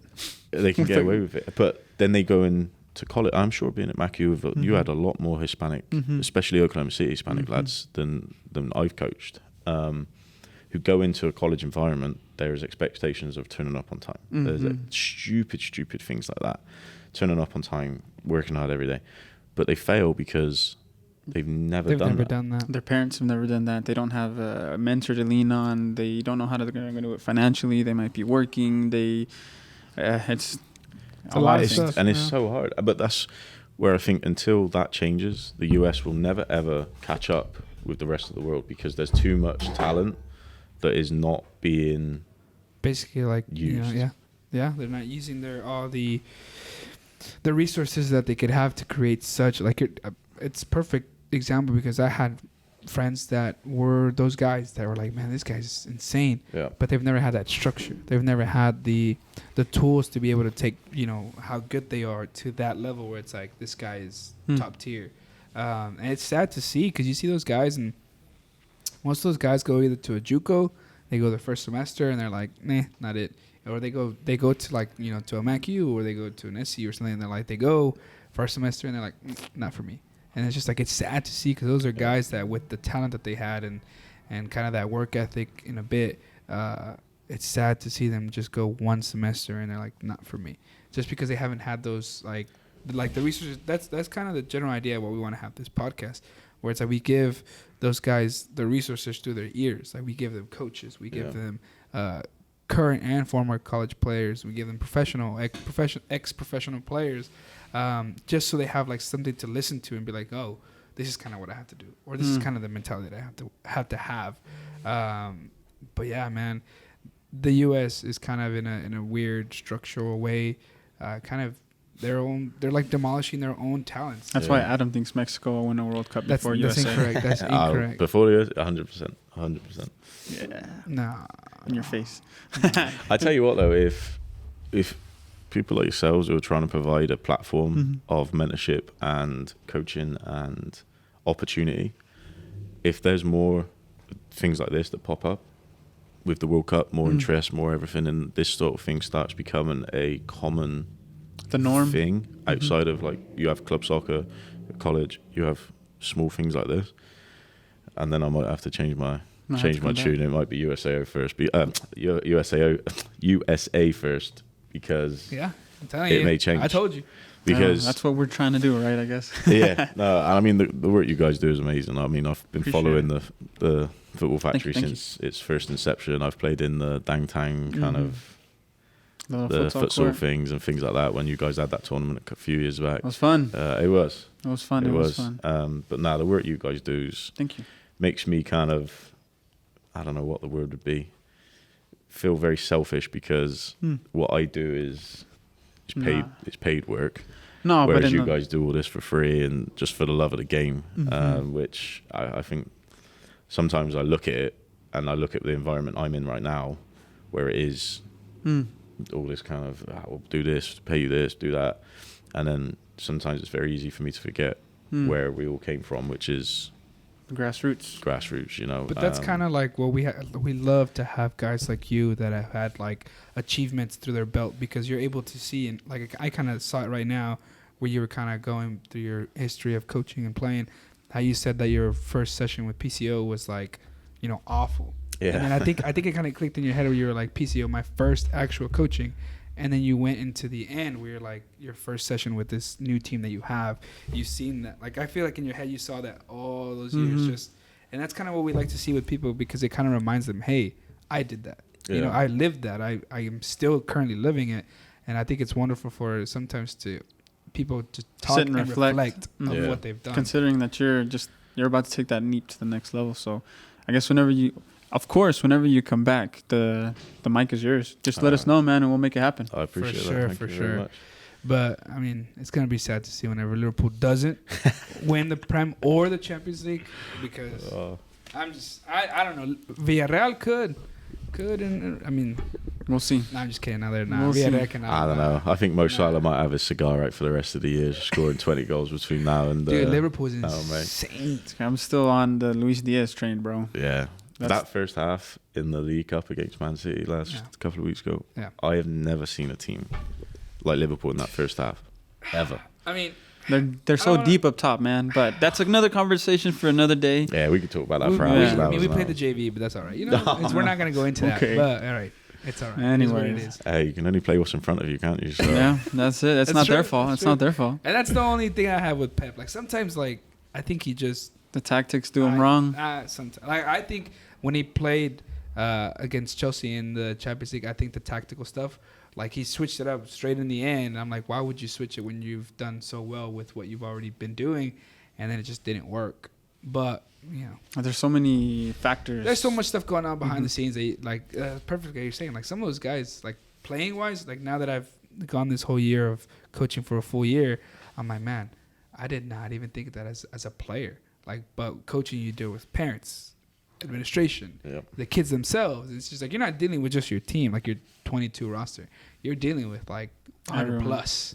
Like, and it's kudos to you for taking this massive step from you went high school, college, and now you're. I mean, can't wait to see you. He's at a level now where if my dad emailed you, you wouldn't care. So it's just. No, I mean, I've done it long enough now to, because I remember when I first started, parents would call me and they'd be like, "You're doing this wrong." I'm like, I'm doing it wrong. That was me. That's me this year. I'm doing it so wrong. Like no one likes it. Blah, blah, blah. And now I'm just like I'm here for a reason. Well, I work at Rangers with Danny Gibson. Yeah. Danny Gibson's had problems with parents this year because I'm now at the point where I don't ignore them because I want them to be involved because it's their child and I want them to be involved at home and stuff like that. So I don't fully ignore them. But let's just say I don't have a filter anymore when I talk to parents. Yeah. So if a parent calls me, says, like, I told one parent to Google me at the beginning of the year, right? And that sounds terrible, but we went to beat the Heat. I inherited a new team, which is a good little team. Went to beat the Heat, put them in the best bracket. No way they should have been in the best bracket, but we're in the gold bracket. And I said, in my mind, I'm going to figure out who's who. Yeah. I'm going to figure out who's got a little bit about him. Good players will be able to compete. Bad players will kind of... And by the end of the beat the Heat, I will know exactly... Where we stand. So we lose every game. First game 4-0. Second game 2-0. Third game 2-1. Don't qualify for it. In my mind, though, everything's fine. Mm-hmm. I know exactly. I've got all the information I needed. You saw the character. You saw who was going to buckle, who was going to step up to the plate. Exactly. I've seen everything I need to know. I now need to know where we're fitness-wise. I know tactically where we're at, physically, technically. Everything I need to know, I've figured out already. I get a phone call off my manager. Hey, parents want a meet. Mm-hmm. And I was like, I'm not meeting the parents. We've had one tournament. I'm not doing it. I said, have them call me. So she sends out a message. I start getting phone calls, and I get one dad. And he's like, I feel like we should do this. I feel like we should do this. I've coached a little bit at the rec level, and I've got this badge. And I can't remember something had happened during the morning that I got this call in the evening, and I was in such a bad mood. And unfortunately, I'm not one of those. If I'm in a bad mood, you really know I'm in a bad mood. Yeah. There's no, I'll put on a face and be friendly. So I was in a terrible mood, and I just said, yeah, I understand what you're coming from. I've been doing this. I know exactly what I'm doing. He's like, well, yeah, but I just feel like this. I said, look, man, just Google me. And he goes, pardon? I go, just Google my name and then call me back. I put the phone down. Never called you back? Never called me back. Next day, I see Danny Gibson. Danny goes, all he said was, Google me? Did you say, did you tell a parent to Google you? I was like, yeah, I did. Sorry about that, Danny. He's like, no, it's all good.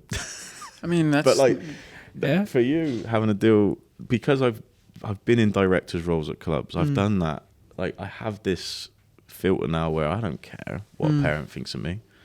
It doesn't matter to me. Like, yeah, like I kind of have to care right now just because it's like the... You do care. You do care. And I do. I do. It's not like that I don't, but it's just like, sometimes it's just like, if your kid's not playing, there's a reason. Yeah. Like, I'm not going to play. I'm not going to play your kid because I don't like the kid. If I don't like the kid and he's good, he's going to play. Right? I think my biggest thing was I used to care what they thought of me, like parents thought of me. Like a parent would say, oh, and I'm like, oh no. Oh, Jimmy's, he doesn't like me. Oh, what am I going to do? I'm going to have to like talk to him. And now I'm just like, you don't like me? That's fine. I've still got my wife, my kids, my friends that... You go to another church, Most of them do like me, So it gets you in a little... But having, as a coach, it becomes... And I'm sure you felt this way in your first year of being a coach at that level. It's a very lonely place because sometimes, especially when you're not winning every game, winning's easy. When you're winning, life is so easy. There is nothing that can go wrong. When you're winning a little bit, losing a little bit, players start questioning you. Your other staff kind of start going, I don't know if we should, do you think we should try this? And it's like, it can be a very lonely place because there's a lot of people that you thought were friends who now aren't friends because they're seeing you be unsuccessful and they're enjoying it, and it can be an extremely lonely place. And if you don't have this mindset of, I don't care what, you can say whatever you want about me, it doesn't matter. It's not going to change anything I do. It's not going to change my beliefs. I'm going to keep doing me. If you don't have that, you'll never be successful, unfortunately. So that's kind of, and even as players, I see it all the time. All these kids, all their friends will gas them all the time. You're the best. You're this. You're that. And then they come to me and they get some hard, cold truths when I go and you're not good enough or you need to do this. And they're like, truth hurts, And I think if you don't have this layer, thick skin or thick like an onion, layers, the onion or the cake. If you don't have that, you'll never be successful. You'll get to a certain point and then you'll kind of plateau and you'll never go past that because I see it all the time. People trying to please people all the time, and I see it like all the time with younger coaches. And I'm not saying I'm old, by any means. I'm 29 years old. Like, so yeah, I'm getting there. I'm getting there. But these like fresh coaches that are trying to please the players, please the parents, please the it's a dangerous road to go down every single day. And then they come up to me and they're like, man, like, you just don't give a fuck. And I'm like, nah, you're right. Because I've been there. I've done it. I've listened to the phone calls. I've sat on the Zoom meetings where you've been hammered for doing what you're doing. You have to believe in what you're doing, and you have to believe that you're good enough. You have to believe that you make the right decision. You know, and like all the decisions I make are personal belief that this is the best decision, either for the team, for the individual player. I try and do that. Sometimes people are like, nah, that was the wrong decision, and I go, shit. Yeah. And sometimes you make bad decisions, that but was you the gotta wrong learn. decision. But again, then you might call me and be like, hey, what'd you do when this happened? I did this. It was crap. Don't do that. You know, do it, like, come up with a new way, sort of thing. So yeah, having the thick-skinned, because I know how you feel about kind of dealing with the parents and dealing with all that rubbish. It can get a lot, but if you can just kind of flip them off and say, this is me, baby, I'm ready to go, and keep believing in yourself, you'll be fine. You'll know when. Nice. You'll know when. Not today, not tomorrow, but you'll know when. I'm just gonna go up to like the first playoff, like. You're gonna get a phone call from parents. You're gonna get a phone. Then you're gonna call Adam and what did you do after you flipped them off? We didn't get to that part. I said I found another job. But no, man, this has definitely been one of my favorites, just because it's very informational in my sake. And I know there's a lot of other coaches, young coaches, that are very interested in kind of, you know, keeping that level and making sure that, because the reason me and one of my really good friends got into coaching was just because in our high school game, we were coached by guys who had never played the game. It's just like in the public system, they put, like, you have to be certified. So they put any teacher that's like, hey, you know, this spot's open. Who wants it? You know, a few extra bucks in your pocket, they'll do it, but they don't know. So it's just like, why don't we give these guys that are coming in the knowledge that we have, and then their club coaches gives them that knowledge, and then it's just like club, high school, and they go to play college. You know, and it's just like, that's why we kind of got into it, and I'm excited. His first year as a head, I'm my first year as a head, and I'm excited to keep learning. I have, like I said, hopefully I have you as a shoulder to kind of ask questions on, and I mean, I have Cal, Niall, and then Steve, of course, and I feel like I'm in good hands when it comes to, you know, asking questions and making sure that I'm doing the right things. And, you know, when those mistakes come, because they will come, nobody's perfect, I can make sure, hey, how do I handle this parent, or hey, how do I handle this?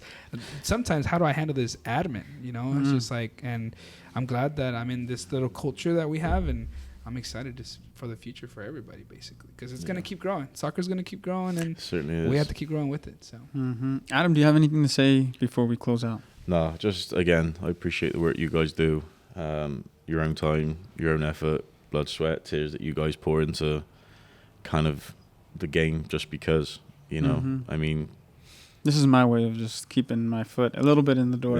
Yeah, now I that mean, I'm not playing, so. Yeah, no, but I mean, especially in kind of the American culture, back at, like in Europe, there's a lot more volunteer and hours and things like that. But here, I got friends who coach, and they say if I wouldn't get paid, I wouldn't be doing it. And true. There's probably times, it's different now that I've had kids and my daughter's playing. Like if I was working a 9 till 5, I would 100% be coaching my daughter's team. But because I coach and I don't do that, but I think before I had kids, I don't think if I wasn't getting paid, I don't think I'd do it, because I'd have to earn money and hobbies and things like that. Yeah. So to have that love and that desire to kind of give back to the community for very, very little in return is massive kudos to you guys, because appreciate it, man. I don't think there's many people that have a passion to do that, or if they do have that passion, have the balls to kind of put themselves out there for criticism, put themselves out there for kind of good, bad feedback, you know, whereas you guys are like, all in, screw it. I'm let's just do like it. you, dude. So, Fuck it, fingers up. Yeah. You know, if you like it, you'll take it. If you don't, you'll leave it. You know, but basically, that's how I take it. I mean, but again, it's amazing that Thank you. kind of the camps that you run and the free. I remember seeing I'd wake up in the morning and I'd be on the toilet and I'd be scrolling through Instagram. Sunrise soccer. Sunrise soccer. This guy's taking a dump and you see kids already 30 minutes in their I'm training. like, what on earth are these guys doing, man? What on earth? And then it's like that kind of commitment and that kind of, I mean, it's pretty cool. It's a really cool thing to see, and I appreciate you guys having me on. Thank you. We'll have you back on if you ever come back. Just let us know and we'll schedule it in. I will be back, I'm sure, at some point. Yeah. So we'll see how it goes. Well, 1 hour and 54 minutes in. Not bad. We're going to call it. Final words from you? Final words from me. No, thank you for everybody that's been listening. Adam, thank you for coming on. And stay tuned for the next episode of the Mas Futbol podcast, guys. Peace.